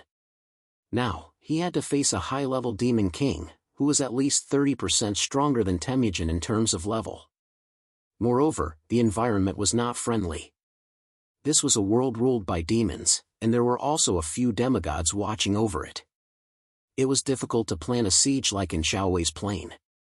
Of course, I won't underestimate the power of the Demon King of Calamity. Bai Xiaowen said, to which Kelawan. In order to fight against the Calamity for a long time, I plan to open a dimensional teleportation circle to connect to my world. I will need your help. Dimensional teleportation array? Both Miko-sama and Helbart were confused. Bai Xiaowen explained the necessity. He could not stay in the Dark Age plane for long. It would not be so easy to come here again. With a dimensional teleportation circle that could connect the two worlds, he could fight for a long time and slowly find an opportunity. Helbart could understand and nodded. Killing a Demon King is indeed a long and difficult task. I will help you activate the teleportation circle. Which Kelawan hesitated. Do you have any concerns? Bai Xiaowen narrowed his eyes. No, which Kelawan said softly. I hope this is the right decision. Of course, I promise. Bai Xiaowen smiled. The location of the teleportation circle, also known as the resonance teleportation circle, was also a problem. Time did not allow for it, and Bai Xiaowen did not have the energy to find a good place where spiritual energy gathered. He could only set up a circle that relied on spirit crystals to operate. The disadvantage of such a resonance teleportation circle was that it was expensive to operate. However, Bai Xiaowen didn't intend to summon the territory's army to enter the Dark Age. It was just a backup plan, so he could accept the high price. Helbart had originally suggested setting it in Wutu town, but Bai Xiaowen had vetoed the idea. Later on, Helbart mentioned a location. It was a secret cave north of Wutu town. Just like that, Bai Xiaowen, with the help of Helbart, Witch Kelluan, and 2 other militia captains, built a resonance teleportation circle. The White Phoenix territory and the Dark Age dimension were officially connected. Bai Xiaowen set some restrictions as usual. The most important one was that living beings in the Dark Age dimension could not use the resonance teleportation formation without Bai Xiaowen's permission. This was also for the safety of White Stone Hill. After completing this step, Bai Xiaowen could be considered to have resolved his worries. For the time being, he wasn't in a hurry to complete the demigod side quest, or rather, to complete the other goal of this trip, solving the problem of the source of Mengchuan's demon army. Instead, he buried himself in cultivation. After all, Bai Xiaowen was only level 15. His level limit limited the strength of the 3 heavenly kings and their undead servants. In the Dark Age dimension, the monsters he encountered were basically level 17 or 18. With a difference of more than 2 levels, he was at a disadvantage whether it was in terms of attributes or spiritual power. Currently, Bai Xiaowen had 2 extremely high-quality light orbs of enlightenment in his hands. One was the epic level 4A light orb for the Fall of the Eagle mission, and the other was the demigod level 6C- light orb for the Proof of the Savior mission. Many post-humans had never seen these 2 extremely high-quality light orbs in their entire lives. Bai Xiaowen planned to use one of them to see if he could reach the threshold of leveling up. As for Witch Kelluan, she wouldn't urge Bai Xiaowen to kill the Demon King of Calamities. In fact, in the understanding of the natives, to defeat a Demon King, one had to be fully prepared and spend a year or even several years of effort to complete it. Post-humans, who were eager for quick success and always tried to complete missions in 1 or 2 months, were something the natives couldn't understand. Therefore, Witch Kelluan and Chief Instructor Helbart both expressed their understanding and support for Bai Xiaowen's temporary training to increase his strength. In order to prevent Bai Xiaowen from being evicted, Helbart even had a dispute with Mayor Kelly.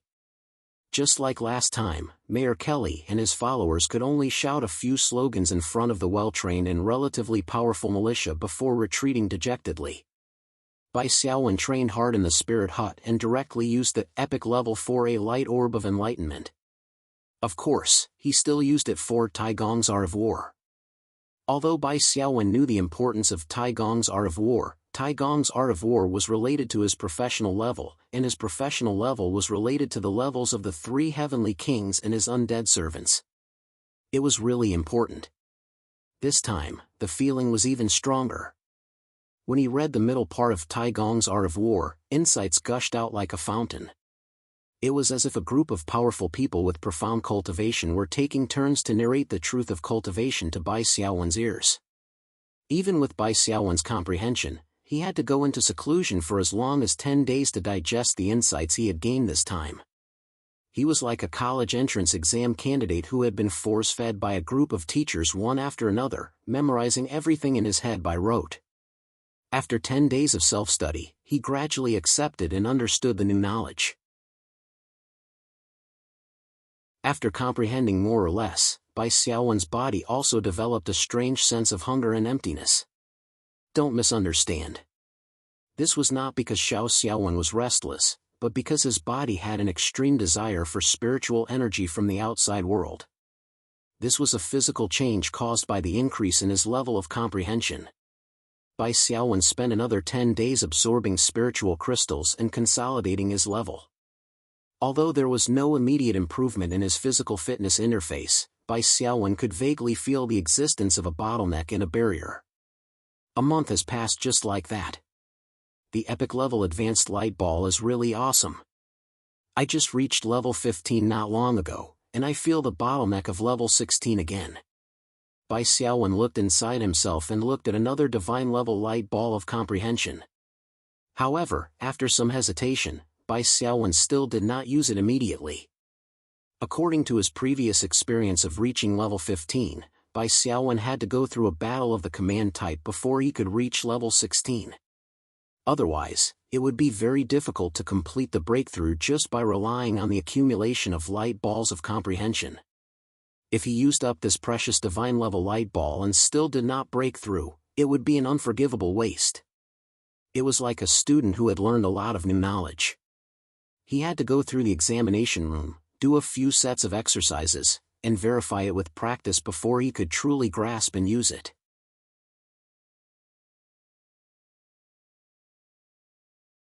Chapter 1710. Bai Xiaowen took out the 1,000-mile sound transmission talisman and called for Sig Delifa. Soon, a reply came from the 1,000-mile sound transmission talisman. It was Sig Delifa's slightly heroic female voice. "Master, you've finally come out of seclusion." Before Bai Xiaowen entered seclusion, he had given the 3 heavenly kings the corresponding tasks. He ordered them to develop on their own and not disturb him unless something major happened. "Sig Delifa, how has your progress been in the past month?" Sig Delifa's voice came. "Master, everything is going well. Currently, Pudge and I have developed more than 300 elite soul and corpse race warriors. Abaddon's bone race soldiers have reached 10,000. "How many?" Bai Xiaowen was a little surprised. 10,000, my master." Sig Delifa smiled. Bai Xiaowen said, "Abaddon has expanded the bone race army to 10,000 in less than a month. How did you do it?" It would not be strange if Bai Xiaowen was the one leading the army. However, it was very rare to be able to do this without anyone's guidance. Sig Delifa said, "Master, the 3 of us split up after receiving your orders to develop the army. I have the strongest mobility and the fastest flying ability. I also have the ability to scan a large area with my spiritual sense, so I was in charge of scouting. My main mission was to find the gathering points of the Abyss Devils, investigate their strength, scale, and military deployment.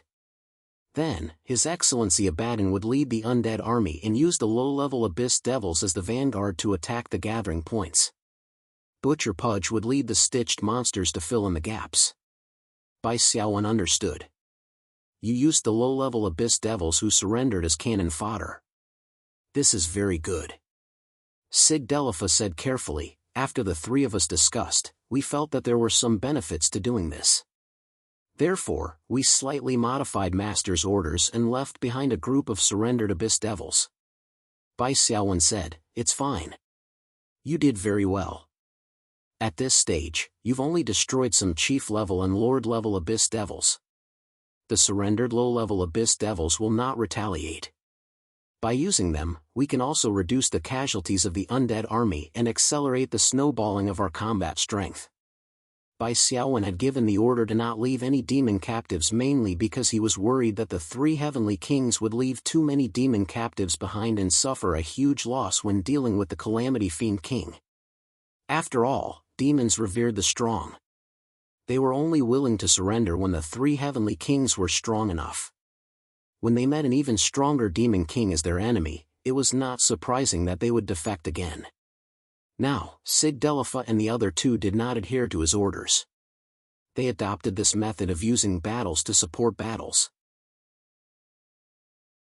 Every battle, they would drive a group of demons to be cannon fodder, and the corpses of the dead demons would be used to expand the undead army. This ensured that the number of cannon fodder that surrendered to the demons would not be too high.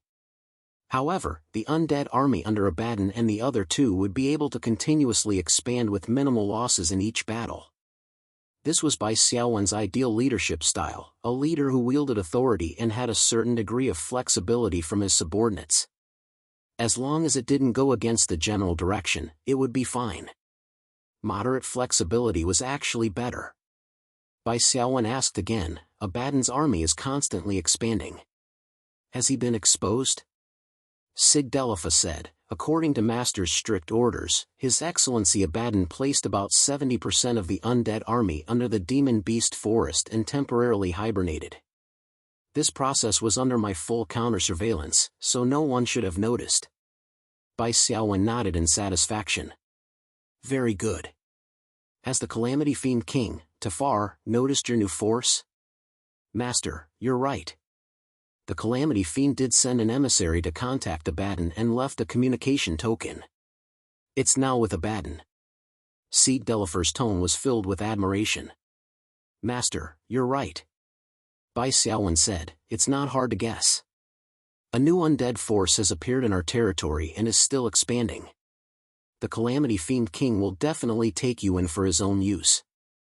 Sig Delafa chuckled and said, Master was able to make this prediction a month ago and left us instructions on how to deal with it. This kind of foresight is what this subordinate admires the most. Okay, let's not talk about it. What's the latest situation? Bai Xiaowen asked. Sig Delafa said, in the Demon Beast Forest, there's a new force of monsters. It seems to be related to a new Lord-level monster. Master, do you want to take a look and take that monster as your mount? It's its honor to be Master's mount. Bai Xiaowen smiled. No need. Sig Delafa was a bit strange and said, one of our next plans is to attack the Demon Beast Forest.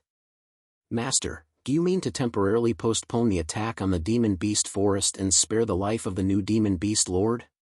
Bai Xiaowen said, no, you must fight. Fight fiercely. Sig Delafa said, forgive me for being blunt, Master. The Demon Beast Forest is not a suitable place for an army to advance. On the contrary, those monsters can take advantage of the terrain and constantly ambush our army. Our original target wasn't this direction. Then let's fight.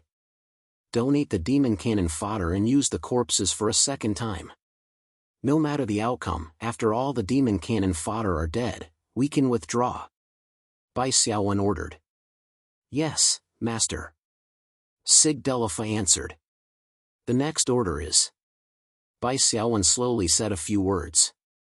In the Demon Beast Forest, a war between monsters and demons had begun. The so-called monsters were actually monsters. However, because the majority of monsters were not strong enough, they did not have the ability to transform. They could be regarded as magical beasts. Howling Wind Demon Wolf, Two-Headed Flaming Lion, Sinister Giant Python, one by one, powerful chief-level demon beasts led groups of elite-level demon beasts to and fro in the formation of the low-level demons. The demons were utterly defeated. What's going on? Standing on a mountain and watching the situation, Abaddon said in a deep voice, these monsters give me a special feeling. Sig Delafa said, indeed, they seem to be commanded by an invisible hand. When they advance and retreat, they are very methodical. They even form some kind of formation. In this kind of dense forest terrain, they can still maintain their formation and maintain their advantage. It is hard to believe that this is a group of untamed monsters. The demon cannon fodder is almost all dead. Abaddon lightly tapped his lance. Should we send in our main force? Puji said, kill. Sig Delafa rejected, no, Master's order is that after the demon cannon fodder is all dead, we can withdraw. We should withdraw now.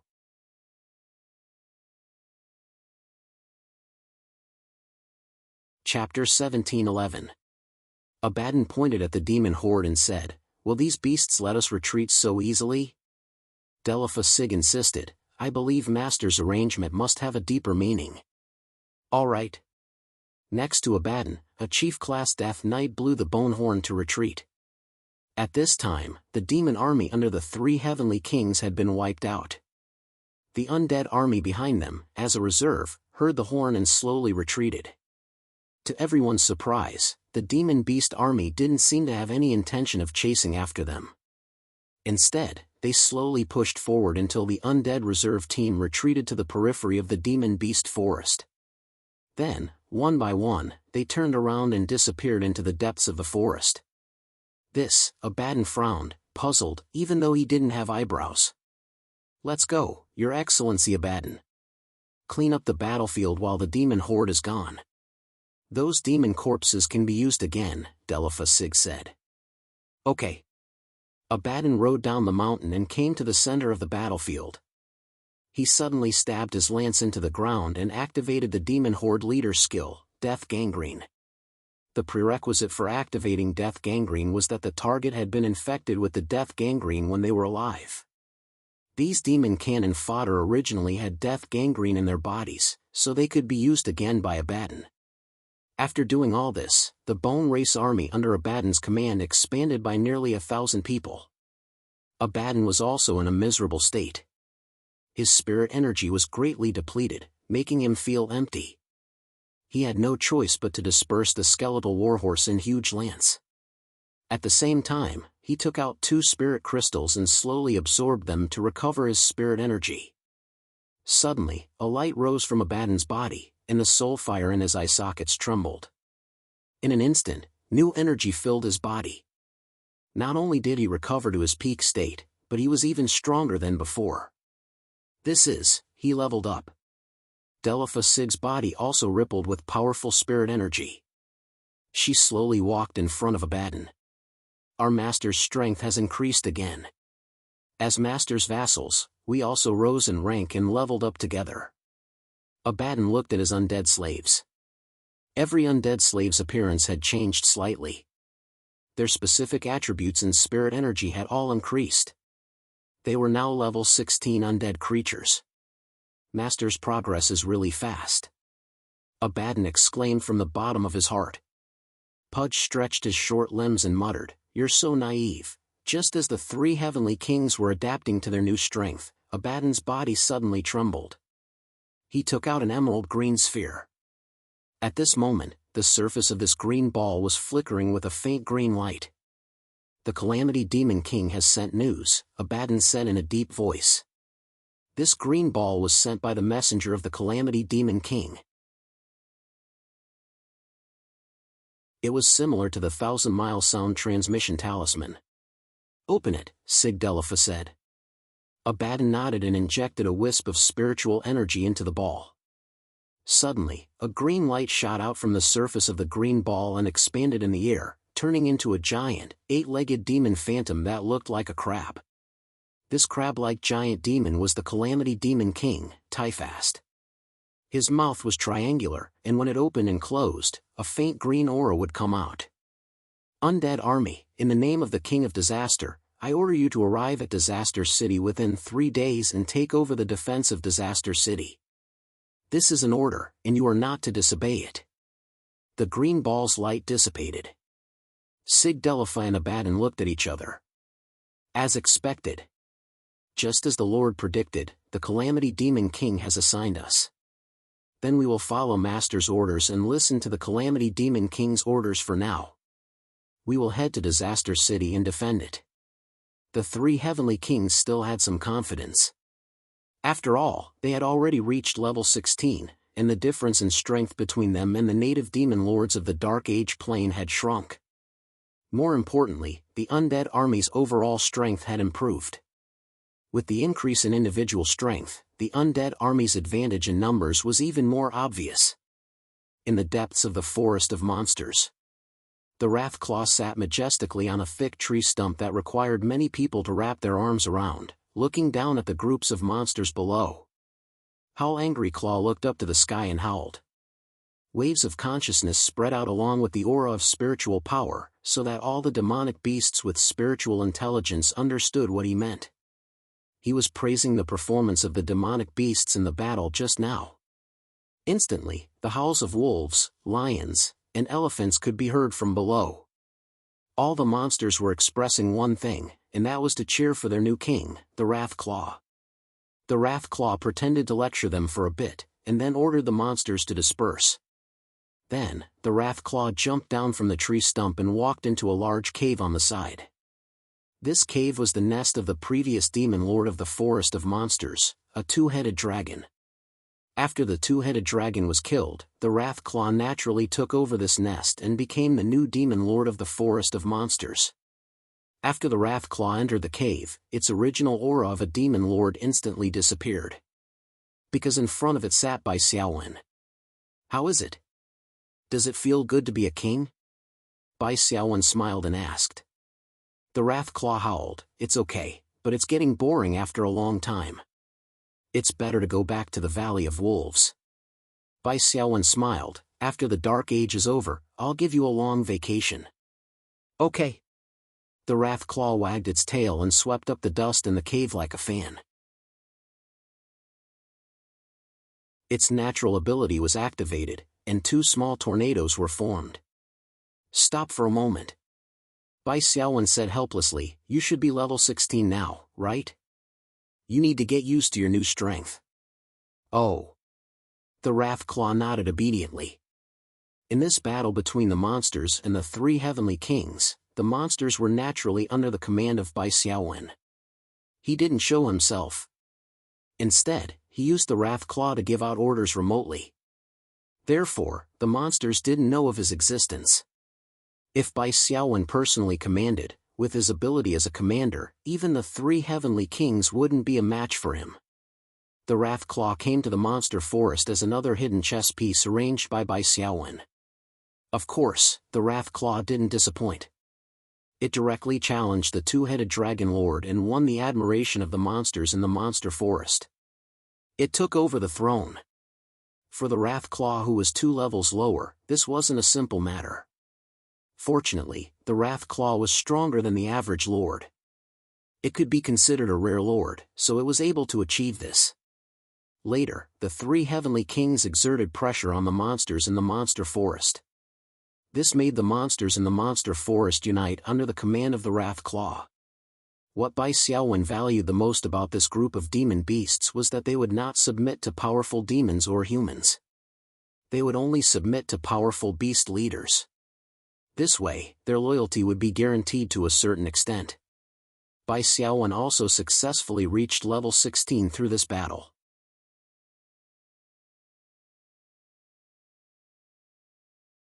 Chapter 17:12.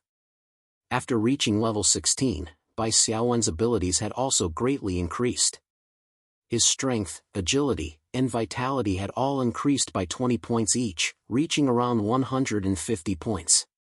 His intelligence had increased by 25 points, reaching 171 points. Bai Xiaowen was very pleased. As for his most important spiritual energy, it had increased by 440 points. His total spiritual energy had risen to 3,800 points. Bai Xiaowen's spiritual energy was now so dense that it had surpassed the average level 17 lord. It was comparable to a level 18 lord. In order to level up and increase the strength of his summoned creatures, he had spent most of his energy on the art of war, which had already reached level 16. Therefore, his mastery of the Taishu Sutra was still very shallow, equivalent to level 13. The true strength of his dual professions had only just been revealed. In terms of skills, the new skill, Sacrifice to the Flag, had given birth to 3 smaller branches. They were called Sacrifice to the Heavens, Sacrifice to the Earth, and Sacrifice to the Gods. According to the different methods of Sacrifice to the Flag, it would give the army different buffs. My spiritual energy has increased to 3,800 points. Then, I can start on my other plan. Bai Xiaowen gently raised his hand. A dark figure appeared in front of him. It was Sheiji. Bai Xiaowen received a dagger that shone with purple light from Sheiji. This was Temujin's epic weapon, Blade of the Brothers of the Grasslands. Unfortunately, I can only give up on Sheiji for now. However, I've already learned all of Sheiji's skills. It's not a loss. 3 days later, Abaddon, Sigdelifa, and Puji brought an undead army of 2,000 undead to the City of Calamity. The Demon King of Calamity, Tafar, did not meet the 3 of them. Instead, he sent messengers to give out orders. The outer defense line of the City of Calamity could be divided into 4 main directions: east, west, south, and north. There were also 4 corners: southeast, southwest, northeast, and northwest. There were a total of 8 areas. Abaddon was arranged to be in the northeast, Sigdelifa was in the northwest, and Puji and a group of stitched monsters were arranged to be in the south. This way, the 3 of them and their army were separated. Fortunately, each of the 3 heavenly kings had 1,000 miles voice transmission talisman, so their communication was not cut off because of this. Sigdelifa also learned a lot of new information while stationed in Disaster City. It was said that the Calamity Demon King was making such a big fuss in order to guard against the invasion of another Demon King army. His opponent was the Demon King of Pride, one of the 4 lesser Demon Kings. He was also a subordinate of the Silver King, Isman. As for why they were all subordinates of the Silver King, why did they kill each other? The reason was simple: he had nothing to do. Demons could not truly die, and they could be reborn even if they died. Holding these kinds of battle drills could not only train the soldiers, but also please their supreme king, Isman. Why not? The Demon King who won the battle would also receive a reward from the Silver King Isman. At the same time, the Demon King would expand his influence in the Western Dark Continent. This way, they would be able to gain a greater advantage in the next war.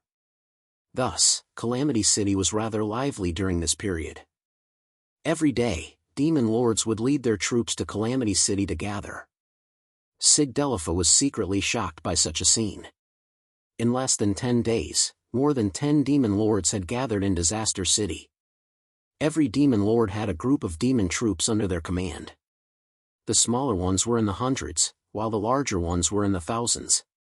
They formed a demon army of almost 10,000 people. Although the 3 heavenly kings had been crazily expanding their military power, they had also developed more than 10,000 undead servants. However, one had to admit that the undead servants were still very weak compared to the real demon soldiers. Firstly, after Abaddon's necrosis was activated, the Bone Race Servants template would be lowered by 1 level.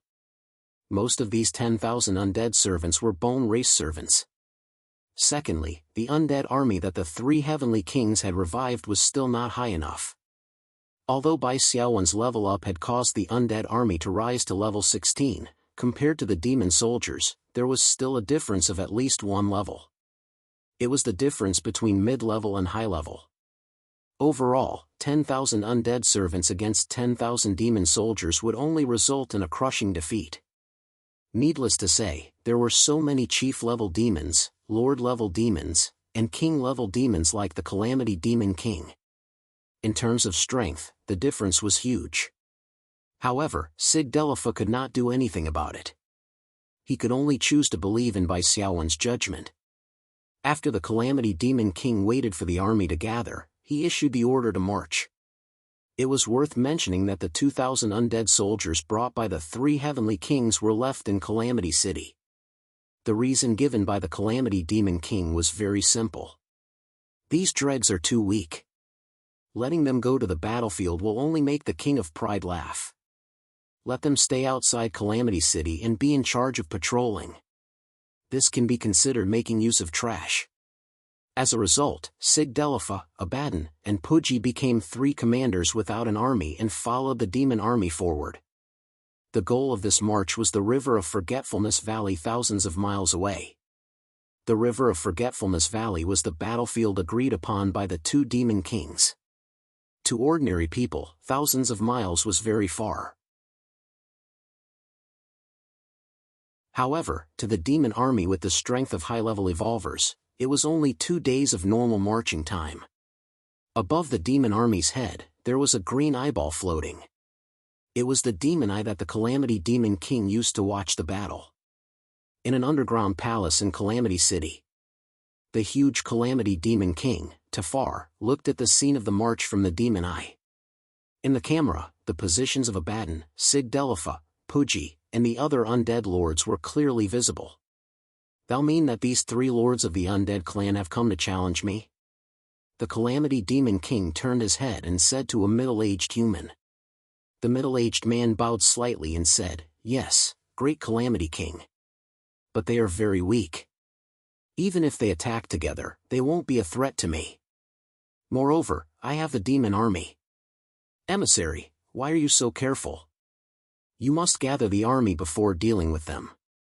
"Great Calamity King, these 3 people are not strong, but their master is unfathomable and cannot be underestimated." "I've already mentioned this to you," the middle-aged man said. The Calamity Demon King nodded. "It's precisely because of this that I agreed to your plan.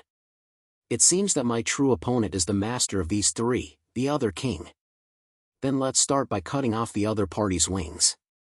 After pausing for a moment, the Calamity Demon King said, "The 2,000 skeletons they left behind at the outer defense line must be eliminated as soon as possible."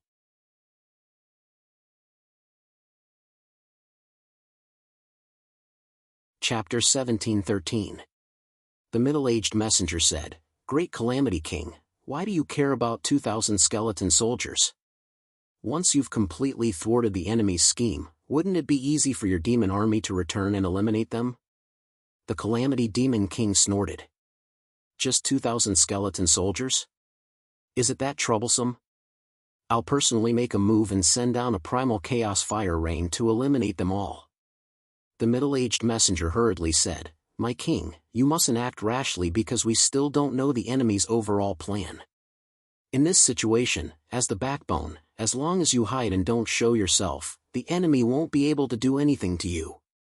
After a pause, the middle-aged messenger continued, "Other than the 3 undead lords that have already appeared, the enemy still has a blood-kindred lord and a warrior lord that have yet to appear. It is necessary to guard against their schemes."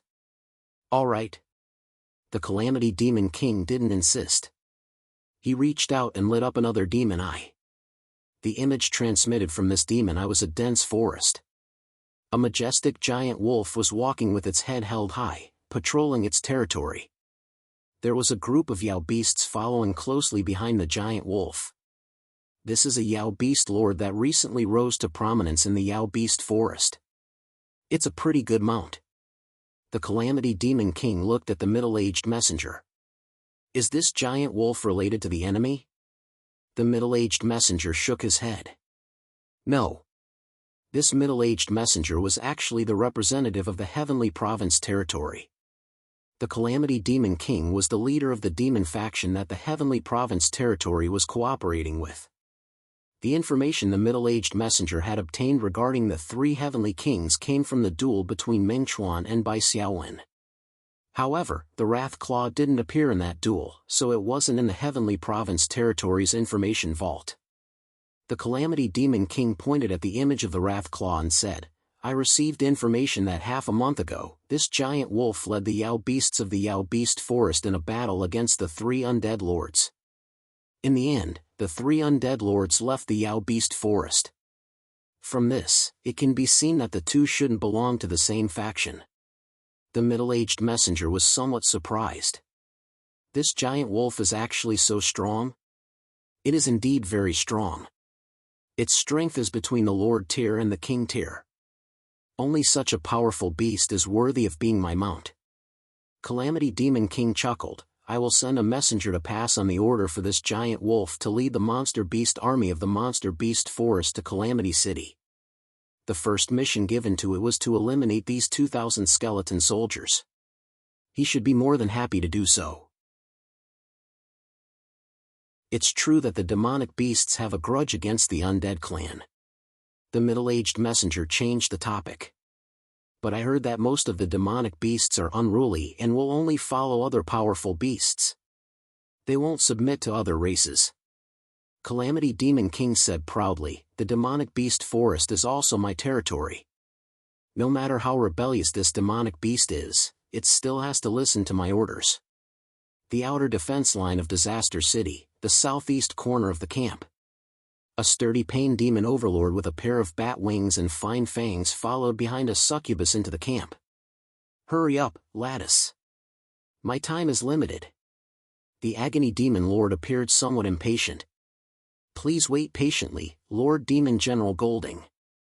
I promise that your wait will be worth it." The succubus twisted her little butt and wagged her tail. Pain demon overlord Golding exhaled a mouthful of green mist from his nostrils. "Lattice, the surprise you mentioned better be true. Otherwise, you know the consequences." "Yes, I'm just a low-level succubus. How would I dare to deceive the most trusted demon general of the Calamity King, Lord Golding?" As she spoke, the succubus walked into a large camp. She pushed open the gate of the camp and gestured for him to enter. "Lord Golding, please enter." Golding did not raise his guard. He stepped into the camp with his head held high. So many humans?" Golding was slightly startled. In the camp, there were two phalanxes formed by human warriors standing silently. At the front of the phalanxes was a young man in a white robe. He smiled warmly. "You're here, Golding." No matter how stupid Golding was, he knew that he had been tricked. He suddenly turned around. Lattice, however, he only saw Lattice's limp body on the ground. Golding quickly realized that Lattice must have been controlled by someone and turned into a puppet. He turned around again and stared at the white-robed young man. "Who are you?" The white-robed young man smiled. "The people here all call me Christos. It's troublesome to come up with a name. I'll use this name. It's quite useful." Of course, he was by Xiaowen. "This is the city of calamity. You're courting death, human." Golding roared in a deafening voice. Bai Xiaowen smiled and said in the demon language, "Don't be so loud. Even if you scream yourself hoarse, no one will come to save you." Golding looked to the side and saw that there was a thin curtain of light around the camp. It was clearly something like a barrier that could isolate sound. "Even if you kill me, so what? Not to mention that I can be reborn, even if I die, you still can't threaten the Calamity King."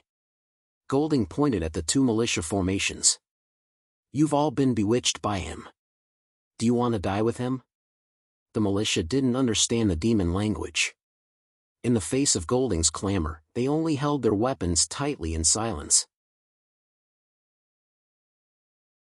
Other than Bai Xiaowen, only Witch Kelluan and instructor Helbart could understand the demon language.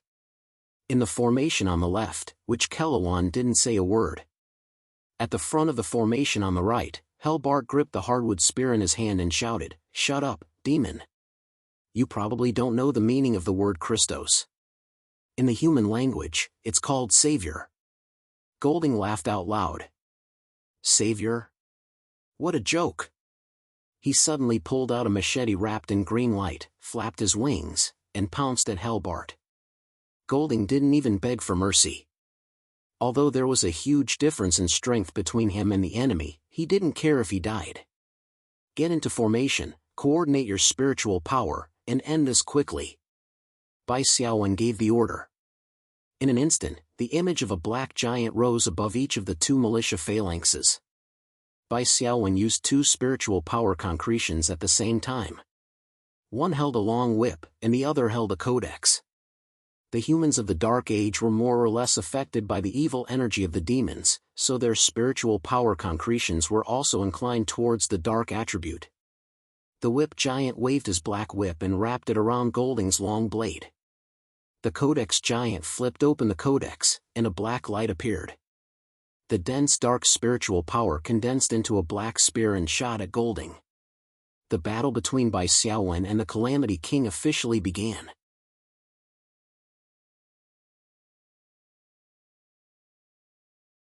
Chapter 1714.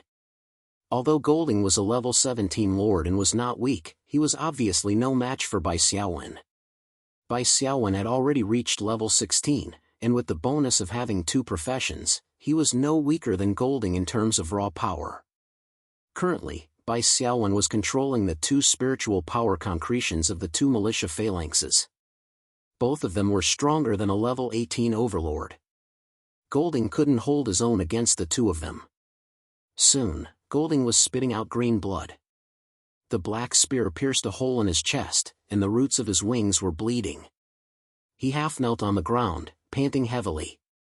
"Human, you're just doing useless work." Golding knew that he was about to die, but he still said stubbornly, "It's meaningless to kill me. I'll be reborn soon." Bai Xiaowen shook his head and smiled. After dying in his hands and having his soul taken by the Grim Reaper's visage, Golding still wanted to be reborn? He was dreaming. However, Golding's life was still valuable. Bai Xiaowen moved his palm, and the two spiritual power concretions flipped out black chains at the same time, binding Golding tightly. Helbart held his spear and strode toward Golding. "Die, demon." "Wait." Bai Xiaowen stopped Helbart. This old man looked like a gentleman, so why did he like to steal people's kills? "What, you don't dare to kill me?" Golding sneered. "Wise choice. Bai Xiaowen shook his head. No, I just want to use you as a sacrifice for my army. Spiritual power surged out of Bai Xiaowen's body, forming a 30-foot-tall illusion behind Bai Xiaowen. The banner formed by the convergence of spiritual energy was different from the ordinary commander's flag. There were no words on it. Instead, it was a flowing blurry image. The images of an eastern dragon, a black tortoise, and a giant flashed alternately. Then, a beam of true inner force shot out of the illusion and touched Golding's chest. Golding suddenly felt that his vitality was slipping away rapidly, as if an invisible mouth was sucking his health value and spiritual energy value dry. His heart was filled with bewilderment as he did not know what this bidwu was. However, although Golding was shocked, he did not panic. There was even a curious expression on his ugly face. After all, he would not completely disappear and could be reborn after a period of time. The notification from the spirit world's laws reached Bai Xiaowen's consciousness.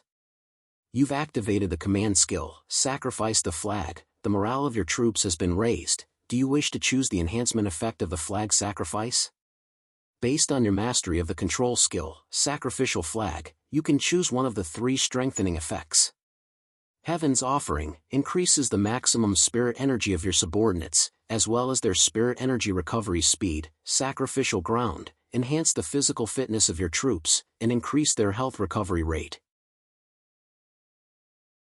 Sacrifice increases the maximum output of spirit energy of your subordinates. The 3 special effects of the sacrificial flag were new skills that Bai Xiaowen had gained after he reached level 16 and studied the middle chapter of the Art of War to the proficient level. Bai Xiaowen had already done his research on these 3 special effects. Sacrificial ground increased the maximum spirit energy and recovery rate. In reality, it increased the endurance of the troops, allowing them to last longer. Sacrificial ground increased the health recovery rate. In reality, it increased the defense ability, allowing the troops to be more resistant to attacks. Sacrificial ground was more special. It increased the maximum output of spirit energy, which meant that it increased the explosive power of the troops. Bai Xiaowen chose the sacrificial ground without hesitation. After Bai Xiaowen made his choice, the illusory bidwu behind him glowed. The shadow of the divine dragon suddenly became solid, while the shadows of the black tortoise and the giant faded and disappeared.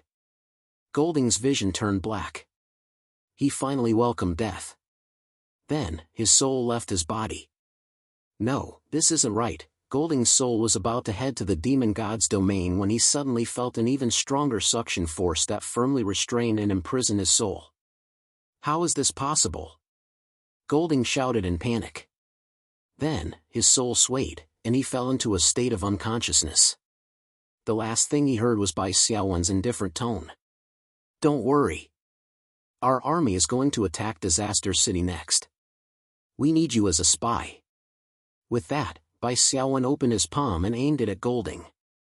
Dark Resurrection was activated. Golding was a level 17 overlord with a spiritual energy value of 3,300 points. However, after Bai Xiaowen reached level 16, his spiritual energy value had also risen to 3,360 points, which had surpassed Golding's. It was enough for him to use Dark Resurrection. As for the previous target of Dark Resurrection, Sheiji, he could only strategically give up. However, Bai Xiaowen also prepared a coffin to temporarily store Sheiji's corpse. After Bai Xiaowen used Dark Resurrection, streams of dark energy flowed through Golding's body. However, this would take some time. When Bai Xiaowen used Dark Resurrection, the shadow of the divine dragon on the illusory bidwu behind him glowed and imprinted itself on the surface of every Wutu town's militia. This power is, the Wutu town's militia were all shocked as they looked at their hands. It was as if there was an endless stream of energy gushing out of their bodies. Everyone felt that their strength had increased by a notch. At the same time, they also felt a strong sense of confidence. Originally, they were still a little fearful, but now it was all gone. Even if they were facing the disaster demon king himself, they felt that they would not back down. Bai Xiaowen's Eye of Evolution scanned them and quickly calculated the bonuses of the flag sacrifice. This demon overlord and disaster demon king's trusted subordinate, Demon General Golding, as a sacrifice for the flag sacrifice, had a very high status. In the Calamity Fiend King's camp, even if he wasn't below one person and above tens of thousands, he was at least a high-ranking official. First of all, the flag sacrifice's basic effect, morale boost, increased the morale of the Wutu town's militia by 30 points. The loosely organized militia instantly became a hot-blooded army. Then, there was the special effect of the sacrifice, which increased the maximum spiritual energy value of the Wutu town's militia by 30%. There was also an increase in spiritual energy recovery speed. According to Bai Xiaowen's estimation, it should be around 30%. It was a pity that Bai Xiaowen could not enjoy the bonuses from the flag sacrifice. Otherwise, it would be even more powerful. Roar, oh, oh, oh, oh, Golding's corpse stood up again, and the green evil energy surged again. The Wutu town's militia were shocked and were all ready for battle. Bai Xiaowen smiled. Don't be nervous. He is now my servant. With his help, we can find the disaster demon king more easily. After the morale boost from the flag sacrifice, the militia was quite convinced of Bai Xiaowen as their commander. If it was in the past, they would have doubted his words, but now, they subconsciously believed him. This was one of the powerful effects of the flag sacrifice, and another was to dispel fear. Not every militia dared to face the disaster demon king, one of the 7 demon kings.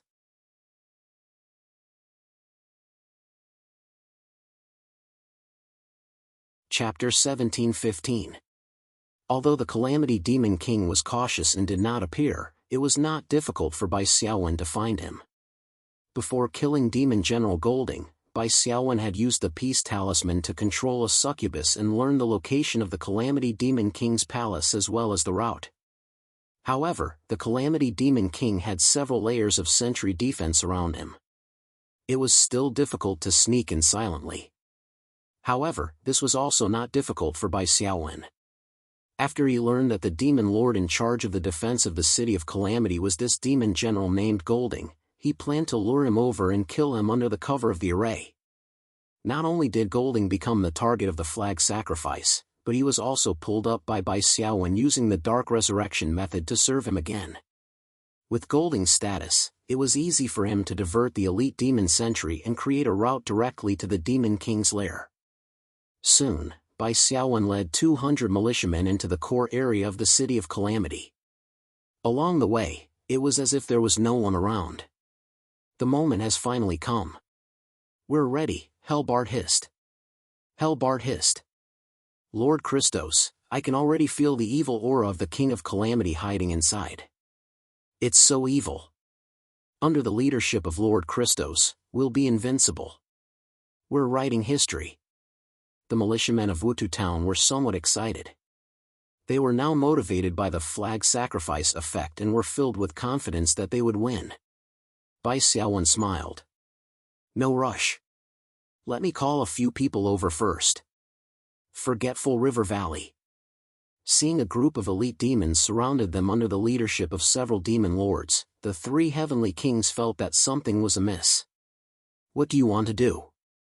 Delifa Sig asked in a deep voice. He. A tall demon with bull-shaped horns on his head sneered with a smelly mouth. Stop pretending, you 3 invaders. The other fiend overlords also shouted. You were actually sent by the kings of other forces to harm the Calamity King. The Calamity King saw through your scheme long ago and ordered us to destroy you. The bullhorn demon lord waved a huge club made of beast bones. You have nowhere to run. Even your troops have been diverted. Just surrender. As expected, the Calamity King forbade us from bringing troops to isolate us, Delifa Sig said to Abaddon. She did not use the demon language for this sentence. However, the demon lords could see the predicament of the 3 heavenly kings, and they all surrounded them with malicious intent. The aura of dark energy spread out, and the 3 heavenly kings were like lambs waiting to be slaughtered. Suddenly, a white light flashed, and the 3 heavenly kings disappeared. The demon lords looked at each other. Is it a teleportation spell? asked one of the fat demon lords with lumps all over his body. It doesn't seem like it. I didn't feel the fluctuation of spatial power. The one who spoke was a slender demon lord with a pair of dragonfly wings holding a steel fork. The bullhorn demon lord said with a sullen face, "We've been fooled." This feeling is very similar to when summoned creatures are recalled. These three undead demon lords are summoned creatures of another powerful existence. They were just recalled. Then what should we do? We couldn't complete the Calamity King's orders and will definitely be punished. The bullhorn demon lord said, "We have to report to the Calamity King immediately." With that, the bullhorn demon lord released a green eyeball and injected evil energy into it. The eyeball quickly expanded and rose into the air like a hot air balloon. Then, a loud voice came from the eyeball in the air. "Goriton?" The bullhorn demon lord's name was Goriton. He knew that the Calamity King could see the situation here through the demon eye. He hurriedly knelt on one knee and reported the strange disappearance of the three heavenly kings. "I see." There was a hint of anger in the Calamity King's voice. "Great Calamity King, what should we do now?" "Please give us your orders," Goriton said. "Should we continue the war against the King of Pride?" The Calamity King's voice sounded. "Send someone to send a letter. The war will be delayed. Goriton, immediately lead the army back." "As you command," Demon General Goriton replied. Calamity City, inside the palace hall. The Calamity King frowned and said, "The situation is a bit strange now. I seem to have been tricked. When I rang the bell, Demon General Golding, who should have immediately appeared and obeyed the order, did not appear. Now, the three undead demon lords have mysteriously disappeared. It's very likely that they were recalled by my opponent. The defense around me is now at its weakest. I have to be careful." Beside the Calamity King, the middle-aged human messenger also had a nervous expression. The Calamity King then said, "Fortunately, the new demon lord of the demon beast forest, Wrathclaw, has accepted my conscription. The demon beast horde it leads will eliminate the 2,000 skeleton soldiers outside." The middle-aged human messenger said, "Great Calamity King, you shouldn't place your hopes on an unfamiliar demon beast." "That's right. That's why I called Goriton back. As long as Goriton returns with the demon army, I can rest easy," the Calamity King said. "But the opponent might not miss the opportunity in front of us," the messenger said. "You mean to say, strengthen the defense now? Or find a place to hide?" Suddenly, the main door of the hall creaked open. A voice sounded. "You can't hide, Calamity King." Bai Xiaowen led the 200 militia of Wutu town and stepped into the hall. "A group of humans?" The Calamity King narrowed his eyes. "So the opponent I thought of was a group of humans. How laughable." "There's nothing laughable, Calamity King." Witch Kellowan took a step forward. Her voice was not loud, but it was resolute. "The one standing in front of you is the great Savior Christos. He will put an end to thy evil reign and exterminate thee completely." "What Christos?" The Calamity King sneered. "You don't know what you're talking about. You've underestimated the strength of a demon king too much. It's impossible for ants like you to defeat me. Even if the demon army isn't here, there's no difference. I didn't underestimate your strength. Underestimating the enemy has always been my principle." Bai Xiaowen smiled. "I'll let you see how much strength I've accumulated in order to destroy you."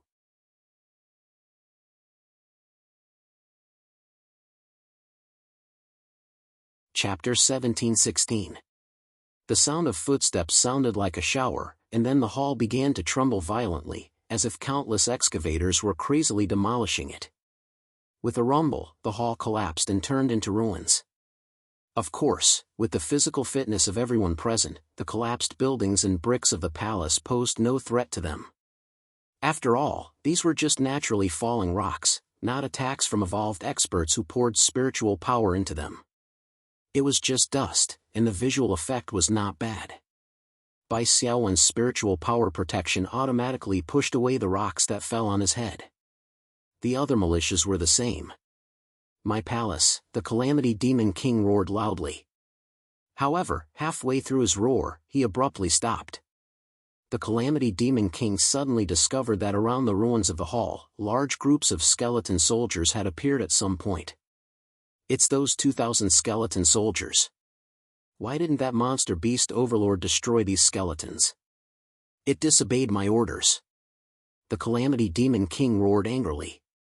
A voice came from afar. "Who wants to listen to your orders?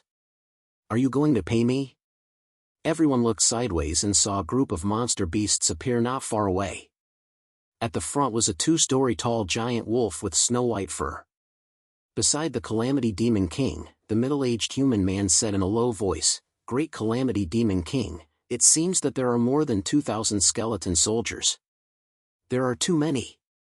Indeed, there were already 2,000 skeleton soldiers present, and on the various roads of Calamity City, they could still see an endless stream of skeleton soldiers surging over. There were also stitched monsters, ghosts, and other undead creatures with stronger individual strength. It seemed that there were at least 10,000 of them. The Calamity Demon King gritted his teeth, looked at Bai Xiaowen, and said, "You actually hid your strength." "That's right." Bai Xiaowen answered simply. "How did you sneak into my palace so smoothly?" The Calamity Demon King roared. Bai Xiaowen did not answer, but the 3 heavenly kings moved aside, revealing the Dark Resurrection Demon General, Golding's sturdy body. "Golding, how dare you betray me?" The Calamity Demon King roared angrily, but Golding remained silent. "Stop stalling for time." Bai Xiaowen said leisurely, "Calamity Demon, you will definitely die today. As for you..." Bai Xiaowen's gaze turned towards the middle-aged man and smiled, "I'm very interested in you. After we eliminate the King of Disaster, let's have a good chat." The middle-aged man shrunk his neck. "Humph. Foolish humans." The Calamity Demon King sneered, "I naturally have a way to escape. Your scheme today is useless. After I gather the Devil Army, I'll definitely flatten all the human settlements in the Darkness Continent. It'll be too late for you to regret." A green halo spread out from the palm of the Calamity Fiend King, forming a spatial portal. The Calamity Fiend King sneered and stepped into the spatial portal. "Sir, please bring me along." The middle-aged man followed closely behind. However, after the Calamity Fiend King and the middle-aged man passed through the green door, they were surprised to find that the teleportation they expected did not take effect. "What's going on?" Calamity Fiend looked around. "A strange energy is interfering with my teleportation portal's location." Bai Xiaowen said calmly, "You can't run away. Undead army, form a phalanx. Spiritual energy manifestation." The 10,000 skeleton soldiers were divided into 10 phalanxes. Bai Xiaowen's spiritual energy crazily surged out and connected to the 10 phalanxes. Immediately, 10 black giant figures rose up. Powerful dark spiritual energy surged within each black giant's body. After all, each black giant was formed by the spiritual energy of 1,000 skeleton soldiers. Bai Xiaowen felt a bit strained. Controlling so many powerful spiritual energy manifestations at the same time consumed a terrifying amount of true inner force. However, the strength of these 10 black giant figures was worth Bai Xiaowen's consumption. Purely in terms of spiritual energy density, each of the 10 black giant figures did not lose to the Calamity Fiend King. They could be considered quasi-king level experts. The only thing they lacked was skills. Bai Xiaowen was controlling the 10 figures and temporarily could not use any skills to attack. He could only use the most primitive joint attack method to fight. Boom boom boom, streaks of black spiritual energy combined attacks shot towards the Calamity Fiend King like cannonballs. A sawblade flashing with green light suddenly appeared in the Calamity Fiend King's hand. He slashed at the black spiritual energy cannonballs, destroying them one after another.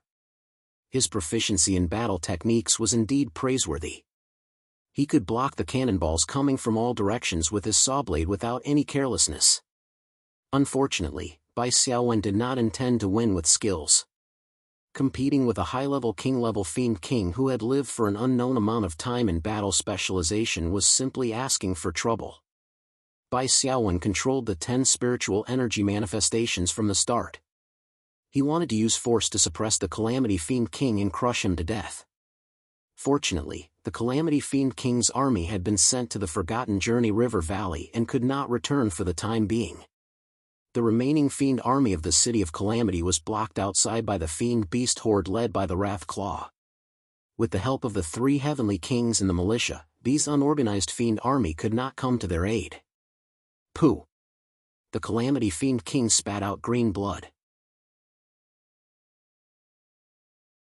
No matter how skilled he was, he could not block the endless barrage of spiritual energy cannonballs. First, his spiritual energy could not keep up. Then, his meridians were shaken. Then, he spat out blood and got injured. The Calamity Fiend King who had lost his spiritual energy protection was very weak. His huge body became the best target. Squeak squeak squeak squeak, Bai Xiaowen was expressionless. In an instant, 10 spiritual energy cannonballs landed on the Calamity Fiend King's injured body. His scales fell off. Green blood splattered. Large cracks appeared on the Calamity Fiend King's skin. His health dropped rapidly. This was equivalent to 10 experts of the same level as him continuously beating him up. Even with his thick skin, he could not take it. No! My power is unrivaled. A large hole appeared in the Calamity Fiend King's chest. Through the hole, one could even see the gray sky behind him. The Calamity Fiend King had died. Bai Xiaowen immediately dispersed his spiritual energy manifestation and took a short breath. Luckily, he had only used half of his true spirit force. It was not too bad. Bai Xiaowen took out the divine artifact Longevity Heaven's protection and wore it on his body to speed up the recovery of his spiritual energy. As for the 10 seconds of abnormal status that would appear every hour, it did not matter. After all, the most important battle was already over. As for the Calamity Fiend King's soul, it was also forcefully absorbed by the Death God's appearance. Bai Xiaowen was already tired of seeing the fiend's shock and disbelief when their souls were absorbed. At this moment, the Calamity Fiend King's expression was not much better than the other fiends.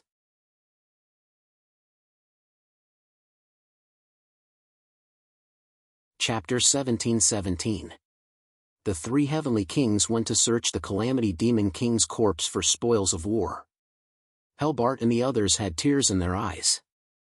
They had witnessed the fall of one of the 7 demon kings, the Calamity Demon King. They felt like they had witnessed history. Bai Xiaowen didn't feel that much. He directly grabbed the middle-aged human messenger. "How should I address you?" Bai Xiaowen smiled warmly. The middle-aged messenger's expression was uncertain. Although he was a high-level evolver and Bai Xiaowen was only a mid-level, the scene of Bai Xiaowen commanding an army to beat up the Calamity Demon King was still imprinted in his eyes. He didn't dare to underestimate Bai Xiaowen at all. I'm Yu Hemming. Someone from the Heavenly Province territory? I'm not. Yu Hemming said anxiously. I'm just an evolver who accidentally entered this place. I have no intention of going against you. Bai Xiaowen narrowed his eyes and said, "Do I look like someone who's easy to fool?" Yu Hemming was speechless. "If you're not from the Heavenly Province territory, how did you get to the Calamity Demon King's side and become his high-level advisor?" Bai Xiaowen shook his head slightly. "With your strength, the Calamity Demon King won't even look at you, not to mention that demons and humans are enemies.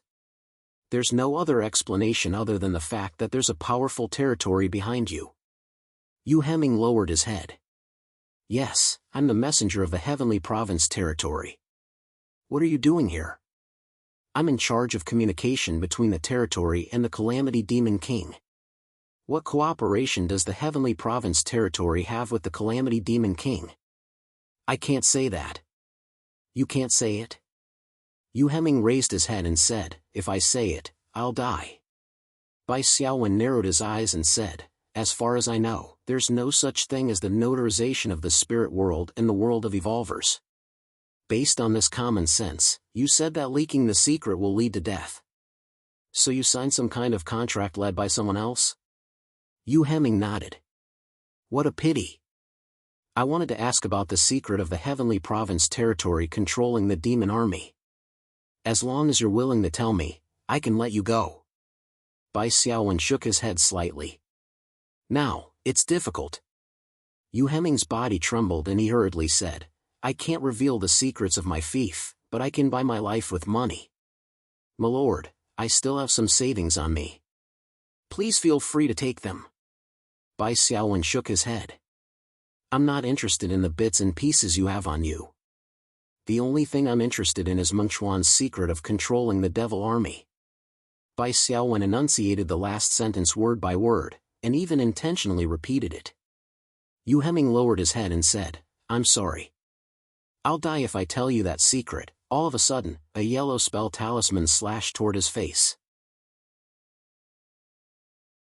Yu Heming's pupils contracted. He wanted to struggle, but his arms were firmly clasped by two thick demon arms. Demon General Golding restrained Yu Heming. The power of the bewitching curse quickly invaded Yu Heming's sea of consciousness. Bai Xiaowen was now a level 16 evolver, and his strength had improved greatly. Yu Heming was just a high-level elite. The defenses in his meridians collapsed at the first touch, and Bai Xiaowen's consciousness penetrated his sea of consciousness almost without any obstruction. In just a short 5 seconds of battle, Yu Heming had become Bai Xiaowen's slave. Bai Xiaowen immediately began to flip through Yu Heming's memories. I hope I can find something. Bai Xiaowen asked Yu Heming about the secret of controlling the devil army in the end because he wanted Yu Heming to involuntarily recall it and strengthen his memory in this area. This way, when Bai Xiaowen searched through Yu Heming's memory fragments after controlling him, the chances of this secret being preserved as part of the fragment would increase by a lot. This was also the answer Bai Xiaowen had come to after many times. It was said that before a person died, the most important memories of their life would quickly flash through their mind. And things like memory fragments were actually the most deeply engraved scenes before death. Scene after scene flashed through Bai Xiaowen's eyes. Finally, Bai Xiaowen opened his eyes and stood up. Yu Heming's eyes had already lost their luster. He fell to the ground with a plop, completely dead. So that's how it is. A soul contract? I understand. Bai Xiaowen strode toward the Calamity Demon King's throne. Now, the throne had been buried in ruins. Bai Xiaowen's mind moved, and a tall skeleton warrior appeared. It moved away the ruins of the throne and cleared it out. Bai Xiaowen walked forward and sat on the throne. His right hand touched the armrest of the throne. The armrest of the throne was uneven, and there were sinister devil carvings on it. Bai Xiaowen recalled the Calamity Demon King's height and arm span. After a little calculation, he chose one of the devil carvings. After carefully studying it, he suddenly inserted his hand into the devil carving's eyes and pressed hard. Immediately, the devil carving's eyes sunk, but the whole carvings floated up and protruded. Bai Xiaowen twisted, and there was a rumbling sound in front of him. The ground in front of the throne split in the middle, and a 2-meter square stone platform rose up. On the stone platform, there was a gray stone slab floating. On the stone slab, there were lines of words written in the devil's language. Lord Haristos, what is this? The militia of Wutu town was relatively free now. Helbart had been paying attention to Bai Xiaowen's actions.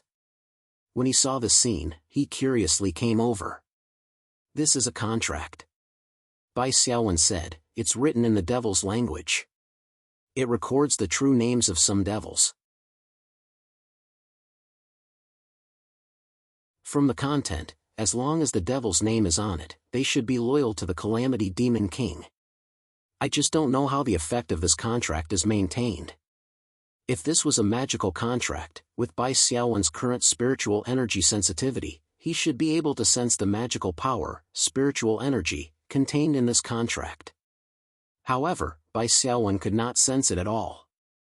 The contract on the stone slab seemed to be the most ordinary of words. It did not contain any magical power, and he could not see its mysteries at all. However, Bai Xiaowen had reason to believe that the Calamity Demon King must have used the power of the contract to restrain the devil army under his command, making so many rebellious devil lords obey him. Moreover, from Yu Heming's memories, Mingxuan's ability to restrain the devil army was also related to this contract.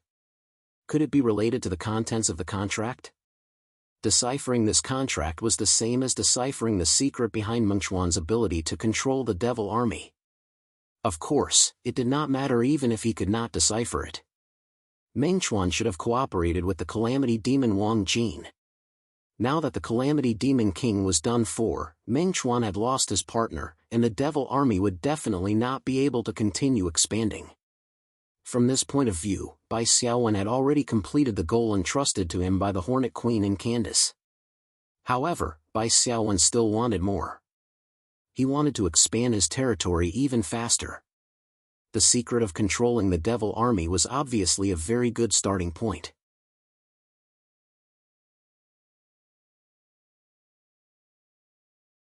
Chapter 17-18.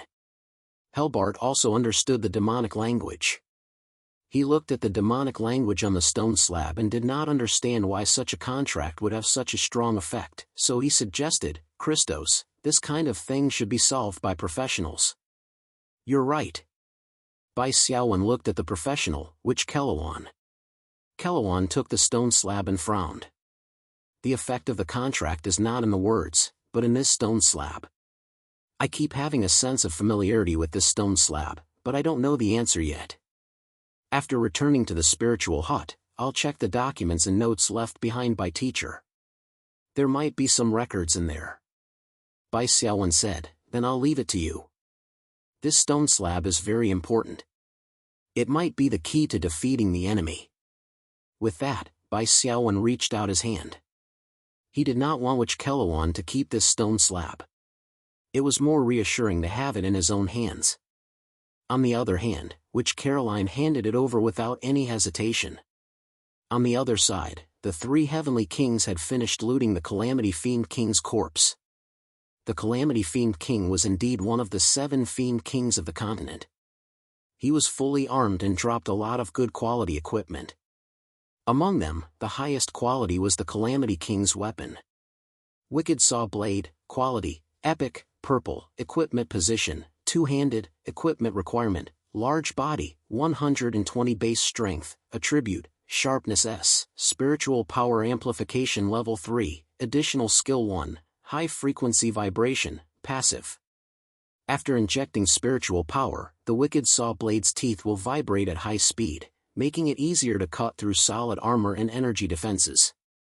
Additional skill 2, savage cut, passive. Targets cut by the Wicked Saw Blade will enter a bleeding state, and the wound will not heal. Durability, 98 out of 100, description, this weapon will bathe you and the enemy in blood. This epic tier weapon should be considered a grade purple equipment. In terms of lethality, it was much stronger than the other purple weapon, United, Blade of the Step Brothers. Of course, the latter was a war weapon that boosted the army and could not be compared.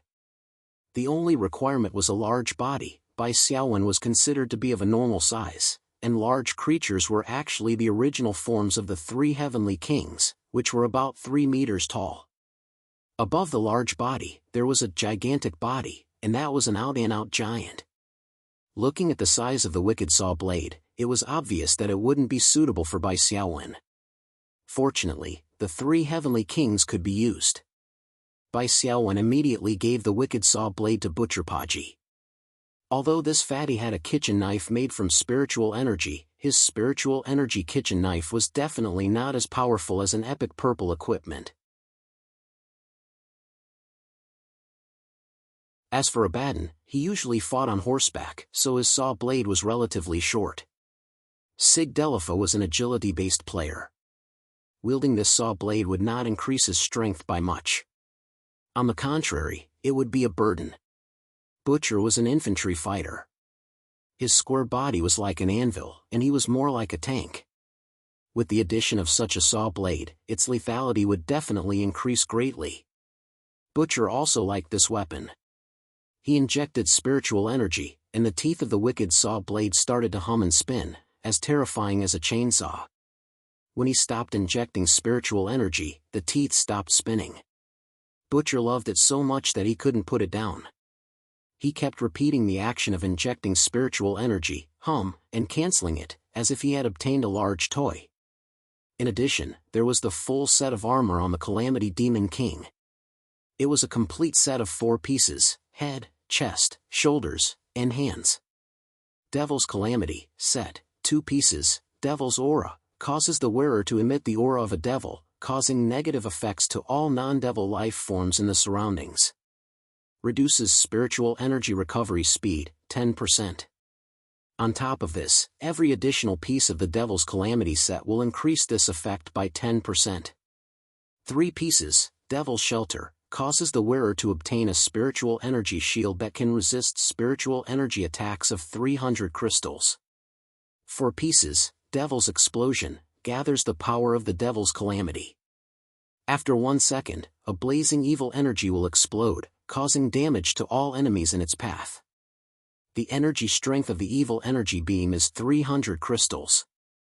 After use, it needs to be automatically recharged for 24 hours. These were the set effects. Each piece of the 4-piece set also had its own spiritual energy protection, basic physical protection, and other effects. It was equivalent to the standard of dark gold equipment, but there were no additional skills. This set of equipment is not bad. Bai Xiaowen gave an evaluation. The defensive ability was comparable to dark gold equipment. They were all around level 4 spiritual energy defense. It could reduce spiritual energy attacks of the corresponding parts by 40%, which was already very good. The 3 additional set skills were also more practical.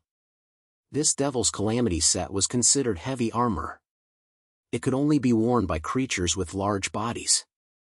Sig chose to give up on the Delifa, and Bai Xiaowen gave the 4-piece set to Abaddon. The armor on Abaddon's body was also transformed by spiritual energy. In terms of defensive ability, it was equivalent to gold-grade armor. It reduced spiritual energy damage by about 30%, depending on the level of spiritual energy defense, and it was the kind that did not have additional skills. After putting on the 4-piece set, first of all, his defensive ability had increased by 1 level. There were also 3 practical skills, which could be considered a great increase in strength. In addition to these equipment and weapons, a purple talisman worn by the Calamity Demon King was also taken off. Hellfire Talisman, quality, epic, purple, equipment position, neck, equipment requirement, large body, attribute, spiritual energy limit plus 300, additional skill 1, Hellfire, after charging for 1 second, summon a Hellfire puppet at the target location. The Hellfire puppet will cause damage and stun to all enemies around the landing point. Additional skill 2, Absorb, passive. This talisman will automatically absorb the evil energy in the surrounding environment and restore the wearer's spiritual energy. The recovery speed depends on the environment. Durability, 100-100, description, this talisman is made from the magic core of a powerful demon. So the Calamity Demon King still has some tricks up his sleeve, such as summoning Hellfire, or the set skill just now, and Demonic Explosion. Unfortunately, they all need to charge for 1 second, and then there's no chance to cast them. At the beginning of the battle, Bai Xiaowen used a series of combo punches. The 10 spiritual energy concretions continuously shot out energy bullets, so the Calamity Demon King did not have a chance to use these 2 skills. Of course, from the description of these 2 skills, even if they were used, it would not change the situation of the battle. The power Bai Xiaowen had accumulated was too great. If the rank suppression of high-grade deity creatures were not considered, Bai Xiaowen's current 10,000 troops and the power of his 10 spiritual energy concretions could even challenge a deity.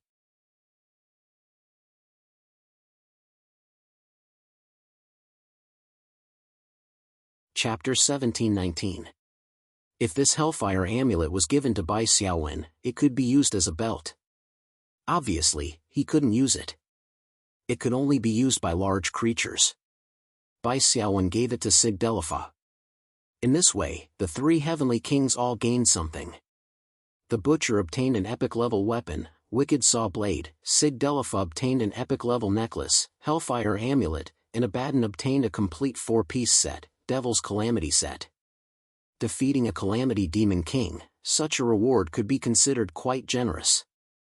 The Calamity Demon King was different from Temujin. Although Temujin's level was not as high as the Calamity Demon King, he was the final boss of Xiao Ding's faction.